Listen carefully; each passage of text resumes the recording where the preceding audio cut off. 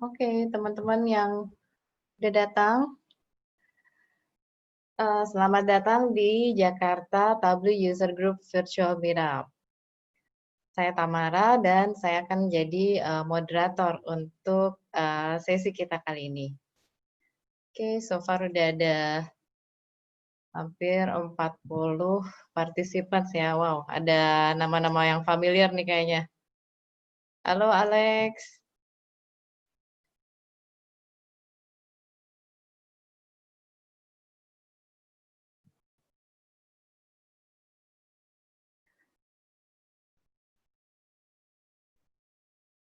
Yang udah datang, silakan pakai fitur chat ya untuk memperkenalkan diri, mungkin nama dan company-nya.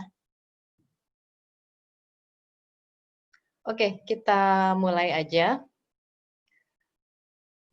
Jakarta Tableau User Group Virtual Meetup kali ini adalah yang pertama kalinya kita adakan secara virtual, tapi sebelumnya kita sudah pernah mengadakan sesi offline-nya ya. Mungkin kalau misalnya ada yang pernah datang sebelumnya di bulan Oktober. Nah, ini diadakan oleh Jakarta Tableau User Group. Mungkin saya perkenalkan lagi yang ada di Tableau User Group Jakarta Leaders.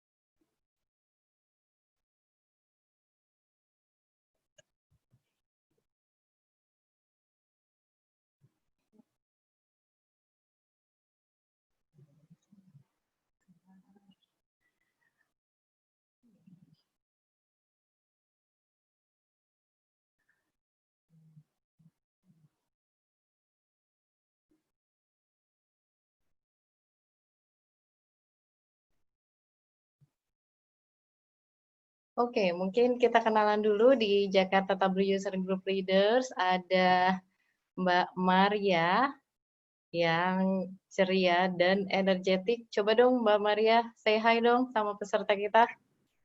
Halo, apa kabar? Maria ini dari tiket.com. Sudah kenal Tableau dari tahun 2017 dan bekerja dengan data udah dari 10 tahun lebih ya. Oke, lalu ada saya Tamara, kenalin lagi, saya sekarang di Oil and Gas, saya udah kenal Tableau dari tahun 2011. Lalu ada Miss Tanti nih, say hi dong Tanti. Halo semua, thank you udah datang. Kalau yang pernah datang di event kita sebelumnya mungkin familiar ya sama Tanti ya, yang waktu itu jadi MC. Oke, sekarang kita masuk ke event yang pernah kita adakan sebelumnya. Kita udah pernah, yang tadi saya sampaikan, sudah pernah mengadakan 1 kali event offline, sorry. Kita start di bulan Agustus 2019, lalu di bulan Oktober kita mengadakan meetup yang pertama kali, topiknya waktu itu Tableau Any, berlokasinya di kantor tiket.com, sekitar 119 orang waktu itu datang. Seru ya waktu itu ya, ada speakernya ada dari MTech dan dari video, lalu ada dari Gojek juga. Nah, kita punya LinkedIn, buat yang belum join, silakan join. Kita ramein di LinkedIn-nya, Tableau User Group Indonesia. Ini mungkin nggak update ya, tapi terakhir di 400-an members itu udah di bulan Mei. Itu oke. Mungkin sambil kita say hi dulu ke presenter pertama kita. Pak Budi, udah siap Pak Budi? Oke, siap. Thank you. Oke, Pak Budi ini saya perkenalkan dulu ya. Pak Budi ini adalah Chief Data Analytics Officer ya di Ya, betul. Seknis Live. termasuk salah satu yang sangat antusias nih dari member kita yang langsung semangat untuk menjadi speaker di event kita kali ini. Oke, sebentar. Coba. Pak Budi ini pengalamannya udah banyak banget ya di dunia BI dan data. Sampai ngeri kayaknya nih ngelihat pengalamannya Pak Budi nih. Jangan-jangan saya belum lahir, Pak Budi udah ini lagi, udah berkutat dengan data. Udah bikin chat dari Aduh, kecil. udah bikin chat. Saya ngitung belum bisa, Pak Budi udah bikin chat. Hebat banget. Oke, mungkin kita langsung aja nih Pak Budi. Silakan untuk mulai presentasinya. Oke, saya share screen-nya dulu ya. Oke.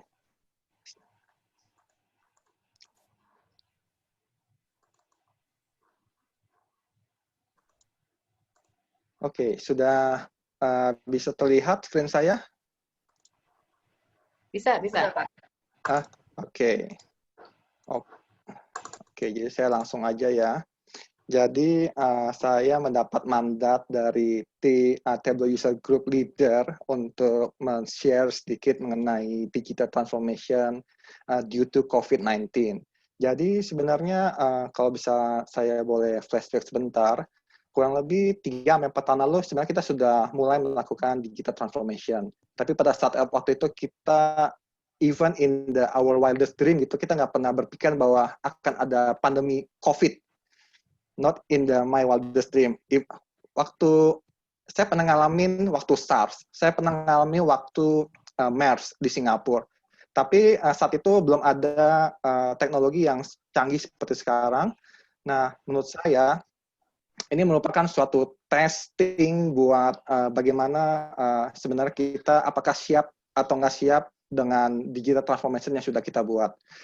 Oke, jadi itu kurang lebih dari yang akan saya tampilkan pada hari ini. Sebelumnya, terima kasih Mbak Tamara sudah memperkenalkan diri saya.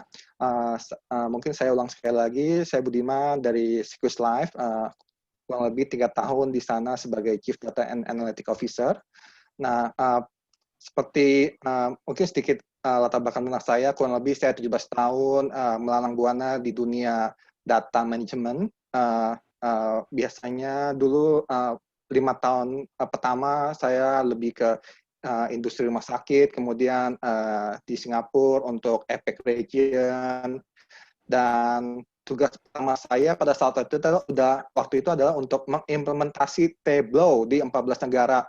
Dan waktu itu masih versi 7 atau versi 8, pokoknya cukup menantang waktu itu. Di mana saya diberikan waktu kurang lebih 2-3 minggu eksekusi, dan kemudian sell data analytics solution to one of the biggest client in APAC, dan kemudian dengan Tableau juga di kurang dari 5 menit saya bisa menjual solusi tersebut tanpa harus finish saya punya presentasi. Jadi sejak itu saya impress dengan Tableau dan saya selalu bawa sampai sekarang, kurang lebih 13 tahun memakai Tableau, dan saya sangat antusias apabila kalau misalkan berbicara tentang data warehouse, data visualization, data lake, data science, data cloud analytics.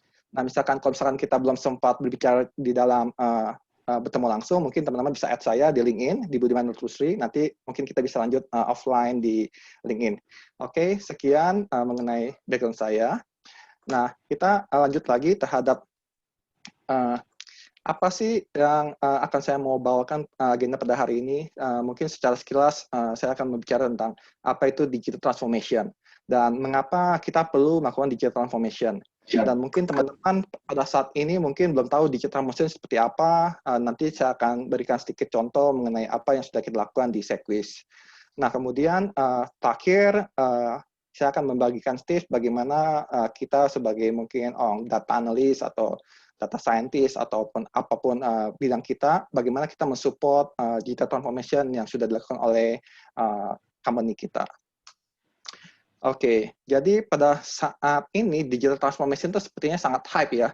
begitu orang digital transformation, wah langsung semua bondong-bondong ngomong tentang, saya tahu nih digital transformation, tapi apakah benar teman-teman itu mengetahui, yakin apa itu digital transformation? Nah, ketika saya berbicara dengan berbagai teman dengan background berbeda, dari mungkin orang data, IT, business people, dan lain-lain, mereka mempunyai pandangan yang sedikit berbeda dengan dari arti dari digital transformation itu tersebut. Jadi teman-teman yang lain bilang, kira-kira digital transformation itu something yang berhubungan dengan going paperless. That one is make sense gitu. Kemudian ada yang berkaitan dengan data analytics harus ada di perusahaan. Kemudian harus ada term yang lagi hype nih, AI, artificial intelligence. Semua everybody talks about AI gitu. Nah, tapi kemudian ada juga yang bilang, oh harus punya agile teams gitu. Nah, agile teams ini agile yang seperti apa gitu. Karena saya sering persepsikan agile itu dengan agile teams. Jadi mestinya orang itu selalu, menurut saya itu orang yang punya semangat untuk merubah segala sesuatu itu dengan cepat, rapid, dan juga terstruktur. Nah, itu menurut saya itu agile teams. Nah, kemudian ada orang ngomong tentang RPA, Robotic Process Automation. Nah, menurut saya, pemikiran mereka itu tidak salah, tapi sebenarnya itu digital transformation itu lebih ke arah mengkombinasikan teknologi-teknologi yang ada untuk melayani customer kita dengan lebih baik. Jadi itu adalah prinsip utama digital transformation. Tapi pada dasarnya, semua teknologi ini hanya enabler. Yang paling penting dari yang kita harus punya itu adalah keinginan untuk berubah. Jadi kenapa keinginan untuk berubah? Kalau misalkan saya boleh kutip beberapa digital leader di dunia, misalkan dari Cisco, John Chambers, mereka bilang, kalau misalkan organisasi kita nggak mau berubah, 40% diyakini akan mati dalam 10 tahun ke depan. Nah, ini artinya apa? Change dalam sisi apa? Change dalam sisi teknologi. Dan dalam sisi teknologi, kalau misalnya kita nggak mau berubah, misalnya kita bilang, oh selama so far saya bisa jalan tanpa teknologi baru. Ya, it's okay, mungkin saat ini. Tapi kalau misalkan menurut si Jeff Bezos, yang Amazon bilang, dia bilang, there is no alternative to digital transformation. Those don't adapt will fail. Nah, ini adalah keinginan untuk berubah lagi tuh. Berubah dari apa? Berubah untuk mengadopsi dari teknologi-teknologi yang baru yang mungkin saat ini masih sangat asing atau mungkin teman-teman mungkin baru mulai mengadopsinya. Nah, tapi lucunya, kalau misalkan dari 90% CEO survei berdasarkan MIT Sloan dan Capgemini, mereka sadar bahwa digital transformation itu memiliki impact yang sangat bagus di industri kita. Tapi mereka belum berpikir melakukan eksekusi strategi itu dengan benar-benar melakukan digital transformation. Jadi being digital is not the same with the digital transformation itself ya. Jadi jangan hanya karena kita bilang, oh kita udah punya apps, maka kita sebut dengan sudah melakukan digital transformation. It's not the same gitu. Karena menurut kita, digital transformation itu di Sequis itu merupakan suatu hal yang imperatif karena CEO kita memiliki visi bagaimana kita sebagai financial institution melakukan perubahan yang sangat fundamental, bagaimana bisnis kita itu beroperate dan juga mendeliver value kita ke customer. Jadi ini adalah visi besar dari digital transformation. Jadi it's about bespoke journey. Dari journey itu nggak langsung big bang dalam artian bahwa kita harus melakukan semuanya bersamaan, tapi kita harus melakukan suatu perubahan secara dasar dan juga yang memiliki impact yang besar terhadap digital transformation itu secara keseluruhan. Jadi di Sequis kita berpikir bahwa yang harus kita lakukan untuk melakukan digital information itu adalah business process. Jadi ini dengan dibantu dengan adanya data analytic teknologi, kemudian API connection untuk koneksi antar dengan partner kita atau dengan internal team. Dengan ini memudahkan untuk melakukan proses machine learning dan juga menggunakan robotic process automation untuk mereinvent bisnis proses yang sudah ada di dalam Sequis. Nah, kemudian dengan ada digital transformation ini, kita juga berpikir bahwa bisnis model pun juga harus berubah. Dalam artian kita harus berpikir bagaimana kita memaksimalkan traditional business model, bukan hanya memaksimalkan, tapi kita mentransform dari yang tadi bisnis model ke dalam suatu bisnis model yang baru, di mana kita memberikan nilai tambah kepada end user kita, atau customer kita, atau mungkin partner kita. Nah, ini adalah dua hal yang mendasar yang menurut kita itu harus kita lakukan pada saat melakukan digital transformasi. Nah, yang paling akhir, ini merupakan yang terpenting, organization. Dalam artian, tanpa redefining organization mindset, dalam artian bagaimana pola berpikir kita terhadap suatu teknologi, dan juga bagaimana kita menggunakan teknologi tersebut, maka optimalisasi dari sisi bisnis proses, bisnis model, itu tidak akan terjadi. Dan kita juga akan berpikir juga bagaimana kita merefresh talent-talent yang ada di dalam organisasi kita supaya mereka tetap keep updating, keep learning the new technology, keep fighting, and then memahami sisi dari digital world tersebut. Jadi ini adalah merupakan 3 hal yang kita lakukan pada saat melakukan digital transformasi di Securus Life. Nah, untuk detailnya, secara bisnis proses, kita melihat bahwa digitization itu adalah hal yang paling utama. Karena apa? Dengan digitization itu enables company to scale. Apa yang dimaksud dengan digitization? Mengkonversi analog information menjadi digital. Nah, itulah yang kita lakukan. Dengan contoh sederhana, misalkan pada saat calon nasabah kita ingin membeli polisi, biasanya mereka dulu harus tulis di form paper, tulis satu-satu, kemudian setelah kita terima semua, kita masukin ke dalam komputer, kemudian di situ datanya akan diproses, masuk ke underwriting, dan underwriting kemudian setelah diproses diterima, kemudian kalau ada klaim, mereka juga mengirimkan paper form lagi. Nah, ini kalau misalkan proses-proses ini tidak kita digitize, berapa banyak yang harus kita manage untuk melakukan proses klaim misalkan, atau melakukan proses underwriting. Nah, semua ini dimungkinkan apabila digitization dimulai di perusahaan kita.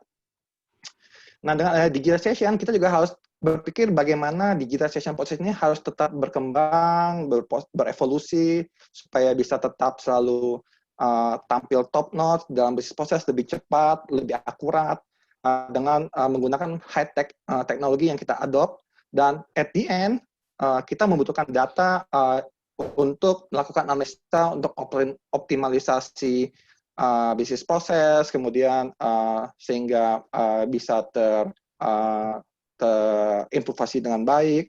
Nah, at the end, data adalah kunci utama kita untuk melakukan proses digitalisasi transformasi. Nah, yang kedua, dengan adanya digital transformation itu enabler kita untuk melakukan dan memilih sebuah bisnis proses yang baru gitu. Jadi is an enabler for new business model. Dalam artian apa? Dalam artian bahwa dengan digital transformation itu kita membuka sebenarnya suatu usaha untuk meng-customize service atau produk yang kita punya untuk kepentingan klien kita, partner kita, kemudian kita creating a new value, delivering new value, making profits. Itu yang bottom line-nya, making profit yang paling penting. Nah, contohnya yang kita sudah lakukan adalah kita membuat produk digital insurance mungkin setahun yang lalu. Jadi kita ada produk insurance namanya Super You. Basically, ini adalah suatu produk yang sangat simple, di mana kita ingin merubah paradigma asuransi, bahwa kita itu nggak menjual asuransi lagi, tapi kita membiarkan orang membeli produk asuransi kita. Jadi dengan online, orang bisa datang ke Super You website, kemudian dia bisa membeli produk apa yang dibutuhkan, asuransi jiwa, asuransi kesehatan, kemudian dengan cepat, easy, kemudian ditambah dengan kita memakai chatbot untuk membantu pengisian data, kemudian mengarahkan orang-orang untuk mengisi. Nah, sehingga dengan adanya value ini, teman-teman yang ingin membeli asuransi itu nggak perlu langsung ketemu dengan agent. Terutama saat COVID ini, orang tuh mencari asuransi itu agak ngeri-ngeri sedap gitu, kalau ketemu orang agent gitu. Jadi dengan ada Super You ini membantu sekali bagi teman-teman yang pengen beli tapi nggak pengen langsung ketemu kontak dengan agent, nah bisa ke Super You. Dan ini adalah salah satu kunci utama. Dan yang kedua yang baru kita launch adalah micro insurance sejahtera. Jadi kita ingin mengubah mindset dari insurance bahwa insurance itu bisa seperti beli voucher. Jadi teman-teman bisa beli voucher untuk saudara, kakak, adik, nenek yang pengaktifasinya itu sangat mudah, seperti kayak aktivasi beli voucher aja, kemudian daftar ke diaktifasi melalui website dan juga langsung otomatis insuransinya jalan gitu. Nah, ini adalah sebuah bisnis model yang baru yang kita kembangkan dengan adanya digital transformation tadi. Nah, yang ketiga, yang paling penting dari yang saya bilang dari semua hal itu adalah organization transformation, dalam artian gimana organisasi itu merubah mindset setiap pekerjanya bahwa mereka itu harus kerja lebih cepat, lebih pintar, work smart, kemudian greater reliance on data, selalu keep learning and testing, kemudian menggunakan digital mindset untuk berpikir bahwa setiap masalah pasti bisa dipecahkan oleh dengan teknologi yang ada saat ini. Dan yang terakhir adalah fokus on customer centricity, karena tanpa ini mungkin kita tidak bisa mendeliver value yang terbaik untuk partner kita. Nah, jadi dari sekian pilar yang menurut kita penting itu,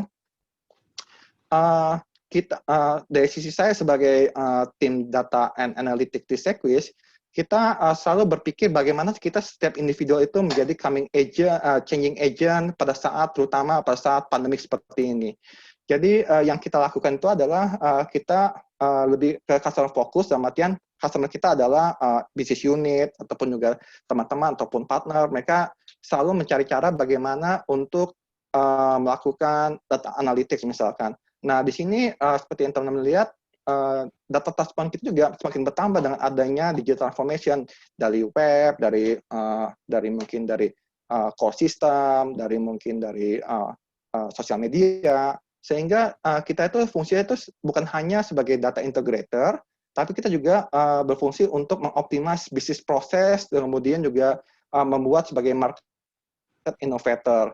Jadi kita itu selalu berpikir bagaimana kita membuat impact terhadap organisasi kita dengan cara mengkomunikasikan hasil-hasil bisnis yang sudah terjadi selama ini. Nah, so far di tempat kita walaupun begitu banyak tools yang kita gunakan, tapi kita untuk berkomunikasi kita hanya memakai Tableau. Karena menurut kita Tableau itu berbicara tentang bisnis, it's not about tools gitu. Jadi mereka berbicara tentang bagaimana tren sales kita, kemudian bagaimana dibanding dengan target. Ini bahasa-bahasa yang so far sangat familiar dengan orang bisnis. Karena mereka kalau kita kasih misalkan kita show dalam dari sisi Python, walaupun mereka punya data visual yang bagus, tapi pada saat kita ada permintaan untuk saya mau lihat dari sisi dimensi A gitu. Nah, kita harus coding lagi. Nah, itu membuat membuat momen itu menjadi surut gitu.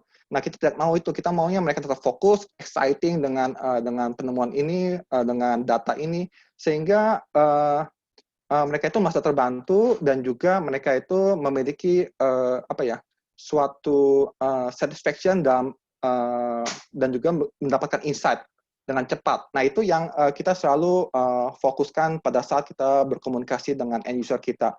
Karena end user kita itu berbagai macam latar belakang, udah ada yang mungkin 25 tahun di Sequis, 20 tahun, dan mereka itu mungkin sedikit skeptical dengan teknologi baru, dan mereka mungkin nggak mau belajar atau gimana.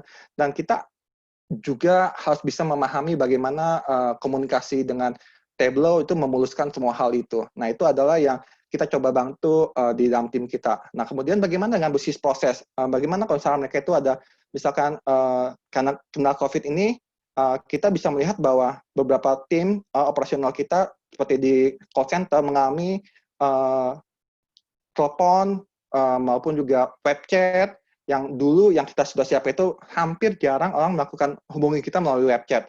Tapi saat ini mereka sudah banyak. Nah, saat itu kita belum punya tools untuk bagaimana menganalisa istilahnya sentimen analisis, bagaimana mereka itu datang ke tempat kita, apakah mereka memberikan suatu sentimen yang positif, negatif. Nah, dengan Tableau kita memberikan suatu tools kepada end user kita untuk melihat tren orang, misalkan pada saat ke call center kita, mereka emosinya datar, atau mungkin emosinya negatif, karena mungkin susah menelpon kita, susah pada saat klaim, pada saat COVID. Nah, hal itu yang coba kita buat dan kita gali pada saat COVID ini, gitu. Jadi, effortnya lumayan cukup cepat, dan juga user kita pun juga mereka sangat bersyukur bahwa mereka itu bisa measure customer satisfaction melalui web chat tersebut, which is yang dulu tuh mungkin sangat susah karena semua dalam bentuk unstructured data. Nah, ini dengan ada table tools ini sangat membantu teams kita itu menganalisa hal-hal tersebut. Nah, kemudian pada saat klaim juga, dulu kita klaim SLA-nya 15 hari, tapi sejak kita melakukan inovasi bahwa kita bisa untuk yang less than berapa juta, itu bisa melalui WhatsApp, kemudian mereka bisa melakukan sangat cepat dalam waktu 1 hari, dan itu kita enable mereka melalui digital transformation yang sudah kita lakukan di dalam Sequis gitu. Nah, kemudian claim proses kita juga memulai dari sisi automation claim, kemudian bagaimana kita melakukan memberikan bantuan kepada tim kita untuk melihat apakah itu ada fraud ataupun misalkan apakah klaim ini harus diterima. Dan kita pada saat kita mengkomunikasikan kepada tim kita, kita tidak memakai bahasa Python ke depan mereka, tapi kita memakai Tableau bahwa kita ini loh ada sekian orang yang kelihatannya seperti fraud, dan ini kamu harus hati-hati terhadap ini, dan juga mungkin ini ada based on the last experience, transaksi seperti ini biasanya akan kita terima. Nah, itu sangat membantu oleh tim kita untuk memberikan istilahnya deep insight gitu terhadap suatu klaim tersebut. Nah, itu adalah semua kita mengkomunikasikan dengan Tableau kembali. Nah, untuk membangun hal seperti ini mudah? Tidak juga, karena di tempat kita, kita harus melakukan suatu edukasi terus-menerus, kemudian setiap quarter kita ada sekitar 20 orang, 24 orang, kita melakukan Tableau session, Tableau learning about data visualization, bagaimana membuat data visualisasi itu. Nah, itu yang kita terus lakukan satu departemen. Nah, kemudian kita juga duduk bersama dengan mereka apabila mereka membutuhkan bantuan kita untuk membuat suatu data analisa. Nah, itu biasanya kita duduk bareng, kemudian kita coba berdiskusi bagaimana cacat mana yang bisa membantu untuk memberikan insight dengan cepat apabila orang-orang itu melihat dashboard ini. Nah, hal seperti itulah yang kita selalu bangun, dan kita tidak hanya membangun spreading data analytics, data-driven culture ini di Sequis sendiri. Bahkan kita baru-baru ini kita expand ke kita punya group organization bahwa kita akan melakukan istilah data analytics untuk seluruh grup. Nah, mungkin kalau saya simpulkan, saya summary dari COVID-19 ini mungkin merupakan kejadian yang seperti musibah gitu ya. Tapi saya selalu melihat dari positif point of view-nya bahwa dengan adanya COVID-19 ini pun juga kita sebagai orang juga berpikir bagaimana kita menjaga kebersihan lebih baik lagi, bagaimana kita melakukan menjaga kesehatan kita lebih baik lagi, dan juga kita secara organisasi kita berpikir lagi bagaimana kita walaupun kita tidak ketemu orang, tapi kita harus bisa menjalani dan juga bisa memberikan informasi yang terbaik untuk tim kita maupun untuk customer kita. Nah, mungkin dari sesi sharing ini mungkin bisa teman-teman bisa mengambil hikmah atau bisa mengambil something yang sangat bermanfaat supaya bisa disalurkan atau bisa diimplementasi di organisasi teman-teman masing-masing. Mungkin sekian saja dari presentasi saya hari ini. Terima kasih, stay safe dan stay healthy. Thank you. Oke, makasih Pak Budiman. Very insightful ya presentasinya.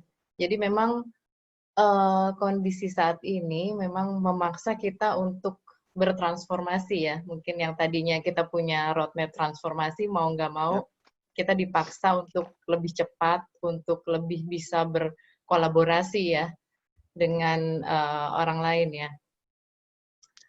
Oke, teman-teman buat yang mau tanya, silakan menggunakan fitur Q&A. Silakan di-post pertanyaannya di situ, nanti akan kita bahas di akhir acara. Jadi kita kumpulin dulu pertanyaannya, nanti akan kita bahas setelah semua selesai presentasi. Oke, sambil tunggu David presentasi setelah ini, Mungkin pesan sponsor dulu buat yang belum join LinkedIn Jakarta Tableau User Group, silahkan join sekarang.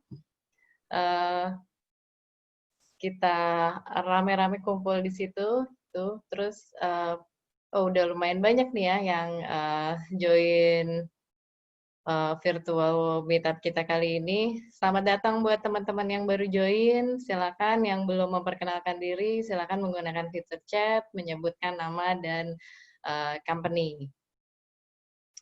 Oke, saya cek dulu nih dengan David. David, sudah siap kah?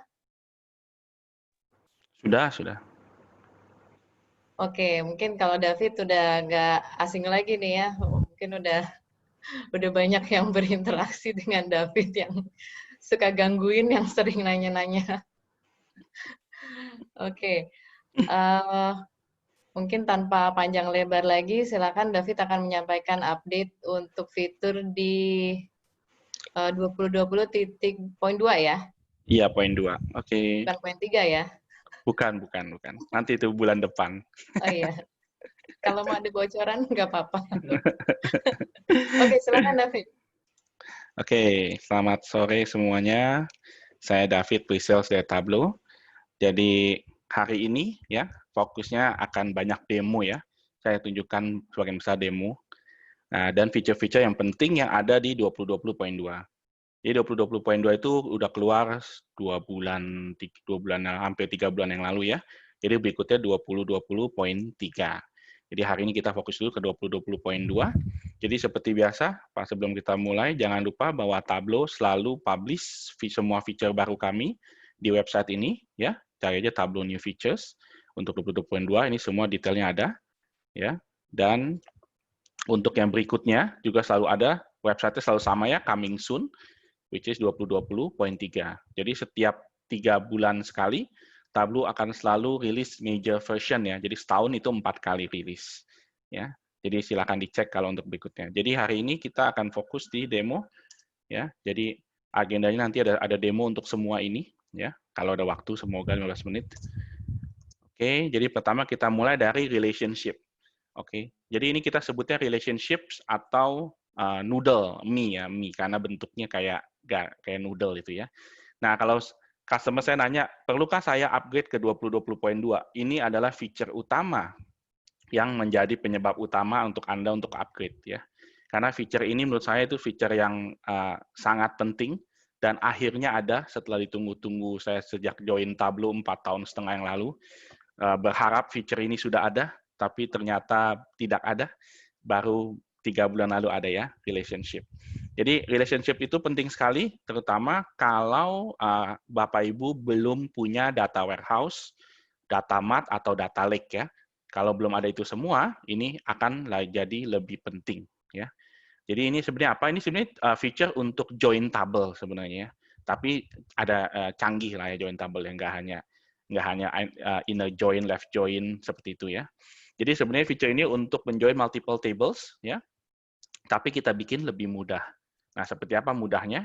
Kalau dulu kita harus combine dulu tabel-tabelnya, terus kita analisa.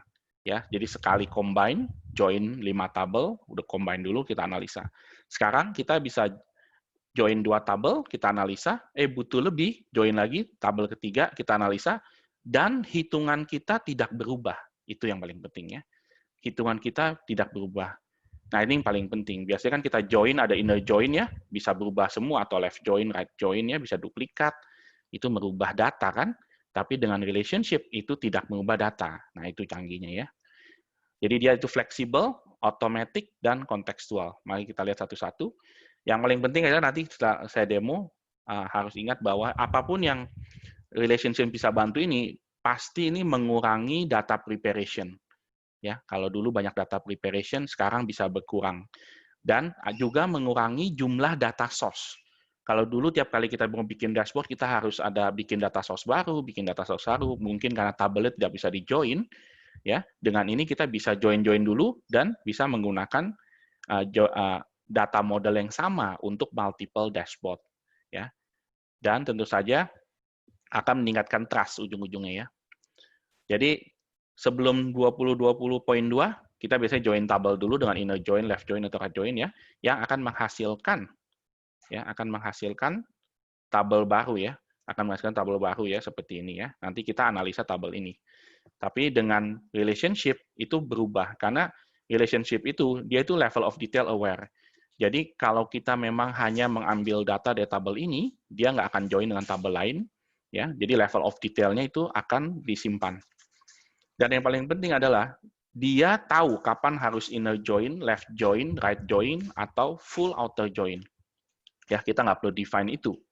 Ya, dia akan tahu on the fly ya. Dan dia akan text aware. Artinya adalah kalau memang nggak dibutuhkan, dia hanya join akan dari satu tabel ini. Ya, oke. Jadi mari kita langsung demo. Jadi sini kita ada data populasi London ya, populasinya seperti ini. Kalau kita lihat data di sini. Ini adalah versi 2020.1 ya, sebelum 2020.2. Tidak menggunakan relationship. Oke. Kita lihat populasi London itu di sini, kita ada satu tabel ya. Di sini simple ya. Jadi ada LSOE code. Jadi LSOE code ini kalau di England ini kayak kode kelurahan lah ya. Seperti kelurahan kecamatan gitu ya, tapi dia hanya untuk UK di mana setiap wilayah LSOE itu hanya sekitar 1.000 penduduk ya. Jadi ini ada kodenya, anggap aja ini kode kelurahan kayak gitu ya. Ini populasinya berapa. Nah, sekarang kita mau analisa data crime ya, data crime atau kejahatan ya. Kita ada tabel ini crime di sini ya. Kita join aja seperti ini ya, seperti biasa. Dan ini kita inner join ya. Dan ini hasilnya akan duplikat. Karena kalau kita lihat di sini tabel crime-nya ya, dalam satu kelurahan ya, itu bisa multiple crime ya. Bisa multiple crime, kita bisa lihat di sini ya. Bisa multiple crime di sini. Jadi ketika kita inner join, hanya dengan menggunakan LSOE code, pasti duplikat kan ya. Duplikat. Nah, ini sebenarnya ada beberapa solusi di versi sebelum 2020.2. Solusinya adalah kita harus aggregate dulu. Ya. Jadi kita harus aggregate kolom crime ini sesuai dengan, jadi kolom crime ini kita harus aggregate, jadi hanya ada satu LSOE code dan total crime-nya. Itu salah satunya. Jadi kita bisa menggunakan data prep untuk aggregate dulu. Biar level of detail-nya sama, kita join. Tapi kalau kita lakukan ini, detailnya hilang. Detailnya hilang ya. Kita hanya dapat aggregate-nya. Cara kedua adalah dengan data blending. Ya, kita bisa menggunakan data blending. Tapi data blending juga kan ada limitasinya ya. Ada beberapa feature yang tidak jalan di data blending. Ya, jadi ada plus minusnya. Jadi kalau seperti ini kita join seperti biasa seperti ini aja, hasil itu salah ya. Dari 8 juta penduduk, populasi kita jadi 168 juta. Karena di join dengan inner join. Ya, dengan inner join, datanya duplikat semua. Ya. Jadi ini sebelum 2020.2. Nah, sekarang 2020.2 kita beda sekarang. Jadi kita juga punya data populasi ya. Sekarang kita join, tapi join-nya ya bukan di level dalam sini ya. Ya, tapi di level logical table sebutannya. Jadi di luar sini kita bisa klik crime, kita tarik, nah itu muncul ya. Jadi internally kita sebut ini kayak noodle, kayak mie ya, karena bentuknya ya seperti ini. Kita join dengan crime, ya. Jadi joining sama, tapi dia sekarang lebih pintar, ya.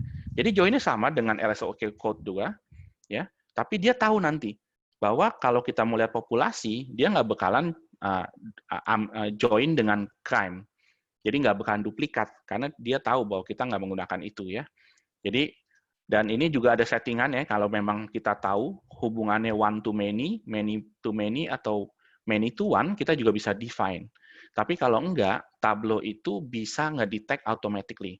Referential integrity juga bisa di-detect automatically. Jadi, kalau mau gampang, tinggal klik and drag aja seperti ini join ya. Nah, sekarang kita lihat hasilnya. Ya, kita nggak define ya, nggak define inner join, left join, atau right join, nggak pernah define. Kita hanya klik and drag, that's it. Ya. Dan ketika kita buka ke sini, London population tetap 8 juta. Ya, tetap 8 juta. Karena memang kita tidak di join dengan table crime, karena memang view ini kan cuma mau lihat populasi. Jadi Tableau tahu bahwa Anda hanya mau lihat populasi, jadi kita hanya akan aggregate dari populasi. Ya, kita nggak bakalan inner join dengan ini. Ya. Jadi ada beberapa model lagi, mungkin saya tunjukkan ini adalah Jadi kalau kita lihat secara ini sebelah kiri ya, datanya data menggunakan data prep, kita sudah aggregate dulu. Jadi data crime kita aggregate, kita join dengan data yang populasi ya. Jadi data crime di-aggregate dulu di level populasi, terus di-join. Jadi kita bisa lakukan ini hasilnya. Kita udah benar bahwa di sini populasinya 244.000 dan crime-nya 23,72 per orang ya. Tapi kalau kita lihat detailnya, karena detailnya sudah hilang ya. Kita lihat view data di sini ya. Kita nggak dapat detailnya. Ini hanya sudah di-aggregate ya, detailnya hilang. Jadi kalau kita mau detailnya, kita harus bikin data source baru ya. Di mana kita bikin connect ke crime table. Nanti kita menggunakan dashboard action untuk drill down. Menggunakan filter action mungkin. Jadi ketika kita klik di Westminster, dia akan drill down ke crime di yang Westminster-nya ya. Kita bisa lakukan itu. Tapi kita jadinya harus bikin dashboard tambahan atau visualisasi tambahan. Dan harus bikin data source yang baru ya, menggunakan drill down seperti itu. Nah, kalau menggunakan relationship sekarang, ini juga hasilnya kelihatannya sama, tapi kerennya adalah ketika kita klik sini, kita klik view data, ya, lihat di sini ya, di sini ada detailnya ya, kita ada detailnya di sini ya, bukan hanya summary, tapi juga ada crime, house sales, dan London population. Jadi semua koneksinya itu yang berhubungan itu bisa dilihat hasilnya. Jadi kalau kita klik crime, ini adalah nunjukin semua crime yang ada di Westminster. Ya, karena Westminster ini adalah gabungan dari banyak kelurahan ya sebenarnya sih. Dan kita juga bisa lihat semua house sales di Westminster. Dan juga London population di Westminster ya. Jadi ini menunjukkan di belakang layar Tableau itu sudah aware LOD-nya seperti apa. Ya, jadi ketika dia join seperti ini, crime dan jumlah populasi, dia akan aggregate otomatis di level populasi. Ya, tapi detailnya masih ada. Jadi dengan ini kita bisa bikin complicated data model ya seperti ini. Contohnya ya, kita bisa bikin complicated data model seperti ini, ya, seperti ini, ya. Ya, kita bisa bikin seperti ini. Oke. Jadi bayangin seperti ini, data model seperti ini, ya. Di mana kita ada area, kita juga punya crime. Setiap area kan ada crime ya. Kita juga ada house sales, ada London population dan ada stasiun MRT. Nah, data crime dan data house sales ini nggak bisa di-join kan? Ya. Karena ini kejahatan, ini penjualan rumah ya. Ini LOD-nya beda, level of detail-nya beda ya. Ini kan ada rumahnya di mana, siapa yang nawar, siapa yang beli, ini crime kejahatan apa, tipenya apa, nggak bisa join. Tapi sebenarnya dia bisa indirectly join ke area ya. Dia bisa join seperti itu. Jadi Tableau akan aware kalau kita tadi lihat itu berdasarkan crime dan population, Tableau akan hanya ambil crime, join ke area, join ke population sesuai dengan visualisasinya. Tapi kalau Tableau lihat bahwa kita mau lihat semua tadi ya, view all data, ya Tableau akan tunjukin semuanya ya, view all datanya ya. Dia akan join semua tabel ini untuk dapetin tadi. Nah, kerennya lagi ini, semua filternya jalan. Ya, misalkan ini kita filter, hanya misalkan robbery ya, hanya kejahatan robbery kita filter, dan tipenya ini kita hanya rumah yang detached. Ya, kita sudah filter, nah filternya pun jalan di sini. Kalau kita klik Westminster lagi, di sini kita view data lagi, ya. Ini crime-nya juga hanya untuk robbery, house sales-nya hanya untuk Westminster ya, populasi juga hanya untuk Westminster ya. Jadi dengan ini, dengan yang namanya relationship, complicated table join itu dipermudah, benar-benar dipermudah dan nggak perlu pikirin ini inner join, right join, atau left join ya. Dan juga nggak perlu di data prep ya, nggak perlu di prepare dulu sebelumnya. Ya, di join-join aja, nanti dia jadi aware. Tapi tentu saja ya, kita juga butuh usernya untuk mengerti hubungan antara datanya ya. Jadi kalau makin rumit, juga kan nanti kan hasilnya sebenarnya benar, Tapi mungkin usernya nggak gitu aware bahwa level of detailnya berbeda. Jadi mungkin mereka juga bingung ya, karena ini sebelumnya belum ada di Tableau, hanya versi 2020.2. Jadi dengan ini juga kita bisa buat satu data model yang digunakan oleh mungkin 20-30 dashboard. Ya, nggak perlu bikin duplikatnya. Ya, karena sebelum ini biasanya kan kita harus bikin duplikatnya ya. Biasanya untuk seperti ini, karena beda-beda, kita harus bikin satu data source untuk area join nama crime, satu data source area join nama hasil, satu data source area dengan population ya. Ini minimal ada 4 data source. Ya, nanti mungkin kita gunakan blending atau kita gunakan dashboard action untuk drill down ya. Nah, tapi dengan ini kita hanya perlu bikin satu data model. Ya, nanti Tableau akan otomatis bisa handle itu. Oke. Jadi itu berikutnya yang tersebut sebagai relationship. Ya, jadi ini adalah feature utama yang 2020.2 ya, sangat penting yang ini ya. Dan saat ini 2020.2 sudah patch keempat ya. Jadi kalau mau di-upgrade silakan, menurut saya sudah cukup stabil untuk di-upgrade. Oke. Nah, berikutnya adalah set action ya. Jadi set action ini feature yang kita sudah launch sejak 2020.1 ya. Intinya set action adalah ketika kita klik dia akan pilih masukin data storage ini ke dalam set ya yang kita gunakan untuk visualisasi seperti ini ya. Jadi tadinya nggak ada ya, nggak ada full. Teman kalau kita set dia bisa kayak gini ya. Nah dia muncul langsung beda. Jadi ini set action ini penting sekali. Banyak use case itu bisa dilakukan dengan set action. Nah ini kita sudah improve sekarang ya. Kita sudah improve ini. Jadi ada beberapa improvement. Improvement pertama adalah sekarang misalnya kalau kita klik, kita lupa pencet control ya. Kita klik yang lain kan hilang ya. Sekarang kita bisa add ke set, ada menunya sini ya. Add to set. Mungkin saya zoom sedikit ya. Ya, ada add to set di sini. Oke. Jadi dengan sini kita bisa masukin ke set. Jadi kita kalau klik yang lain bisa di add to set. Ya, atau di remove dari set ya. Di remove dari set. Jadi ini salah satu feature dari UI aja. Nah, berikutnya set juga ada set control sekarang ya. Jadi sama seperti filter, kita bisa misalnya ini mau di dalam set ya, udah ada seperti ini, seperti filter tapi set action. Ya. Jadi ini improvement dari segi set. Nah, berikutnya yang menarik adalah untuk mungkin seperti Bu Tamara, ya ini. Kita di 2020.1 punya data source baru ya, S3. Ya. Jadi Tableau bisa connect ke S3 menggunakan REST API punya S3 ya. Nah, jadi dengan ini Tableau bukan hanya bisa ambil background maps-nya, tapi juga bisa ambil data yang ada di S3 ya, data bukan background maps. Nah, contoh seperti ini, saya ada connect ke S3 menggunakan web data connector ya. Jadi saya bisa tinggal masukin shape di sini. Ya, shape-nya muncul ya. Saya bisa tambahkan objek ID ke detail. Ya, saya masukkan holder name ke color. Ya, add all member. Ya, kita lihat ya di sini. Jadi semua data ini, termasuk misalkan saya ada agensinya siapa, saya bisa taruh di tooltip ya. Ini data ini semua yang disimpan oleh S3 ya. Ya, bahkan tadi kan saya juga nggak pernah ngeklik shapefile ya. Biasanya kan kita cuma connect ke S3 cuma dapetin background image-nya nih seperti ini ya, poligonnya untuk dapetin poligonnya.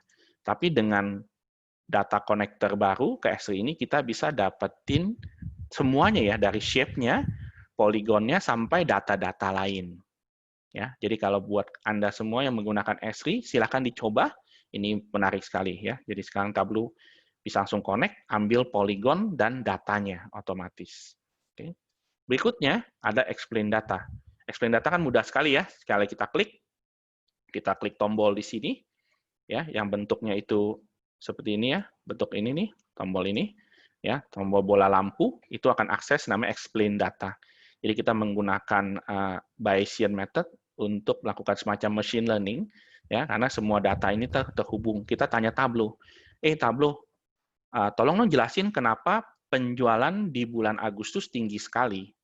Ya, oh bukan penjualan, ini penyewaan sepeda ya, bike rental ya. Kenapa di bulan Agustus banyak orang sewa sepeda? Dan ini explain data bilang, oh ini karena menurut data ini mendung ya, mendung. Jadi banyak orang sepedahan seperti itu ya. Jadi kita bisa kasih tahu kenapanya. Nah, cuman sebelum 2020.2 kenapanya itu kita otomatis semua ya. Kita lihat di sini ya. 16 dari 25 field itu di-consider otomatis. Tapi sekarang kita bisa pilih ya manual karena kita tahu ya ETL proses ID apa hubungannya dengan orang nyewa sepeda, nggak ada ya karena banyak tabel-tabel seperti ini nggak penting punya ya seperti ini ya. Seperti ini nggak penting. Jadi kita bisa jangan di-consider lah. Jangan di-consider gitu ya. Ini jangan di-consider kayak ini korektor jangan di-consider, kita tinggal oke. Jadi intinya adalah lebih akurat nanti. Hasil explain datanya lebih akurat ya. Itu juga explain data. Berikutnya saya masuk ke Tableau online. Ya, jadi di sini saya ada Tableau desktop. Jadi berikutnya adalah namanya matrix ya. Matrix. Matrix ini intinya seperti ini adalah cara mudah untuk memonitor KPI. Ya, cara mudah. Jadi misalnya saya mau monitor penjualan ini ya, trend over time untuk produk teknologi. Biasanya kan saya harus buka workbook-nya, saya mesti masuk ke sini ya, masuk ke workbook-nya, terus lihat angkanya. Nah, dengan matrix itu nggak perlu seperti itu. Kita tinggal klik yang kita mau analisa, ya, misalnya teknologi, terus kita bikin yang namanya matrix. Ya, kita buat seperti ini, kita create. Nanti matrix itu muncul di depan ya. Jadi di sini kita bisa lihat langsung, dia muncul di sini. Kalau dalam tipenya sebagai list, muncul seperti itu ya. Seperti ini, ya 21K. Kalau kita grid view, itu munculnya seperti ini ya.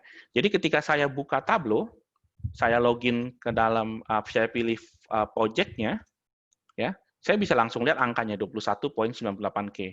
Dan di refresh-nya kapan. Ini untuk teknologi. Nah, ini akan lebih keren lagi kalau dibuka menggunakan Tableau Mobile. Ya, jadi menggunakan Tableau Mobile, dia munculnya lebih keren lagi seperti ini ya. Ya, seperti itu ya di Tableau Mobile.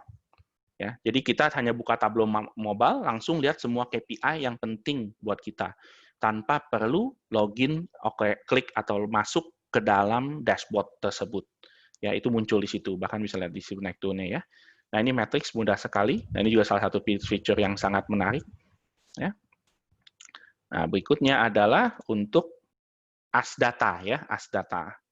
Jadi ASData feature pertama yang menarik adalah data role. Jadi bentar, oh ini yang menarik bisa ini ya. Jadi ketika saya buka ASData ya, ini kan ada suggestion ya, rekomendasi. Anda bisa klik ini langsung buka ASData ya. Nah, sekarang feature baru kita bisa tambahkan. Jadi kalau kita tahu user kita suka nyari high sales, kita bisa ketik di sini muncul ya. Jadi nanti ketika user itu login, ya, ketika user itu buka ASData, dia langsung dapat high sales ini, tinggal diklik aja, ya, langsung dapat hasilnya.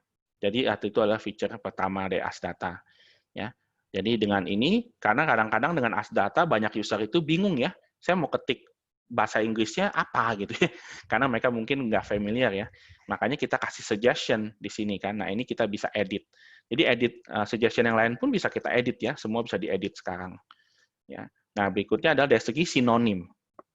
Misalnya saya ada segmentasi di sini, kita bisa kasih sinonim ya. Misalnya ini adalah paket. Nah, tapi kita juga bisa kasih sinonim ke value-nya. Bayangkan ini adalah value-nya seperti ini ya. Kita bisa ganti sinonimnya juga sekarang. Misalnya B2C. Ya, ini adalah B2C, ini adalah B2B, kayak gitu ya. Misalnya kita ganti sinonim, dan ini misalnya B2H, kayak gitu ya. Kita bisa bikin sinonim seperti ini. Nah, tapi kan problemnya, bagaimana kalau kita punya data source lain? Kita punya 50 data source nih, yang punya kolom segmen. Masa saya mesti buka 50 kali? Ya kan, satu-satu saya tulis B2C, B2B, ya itu kapan selesainya. Nah, Tableau sekarang di ASData support namanya data role.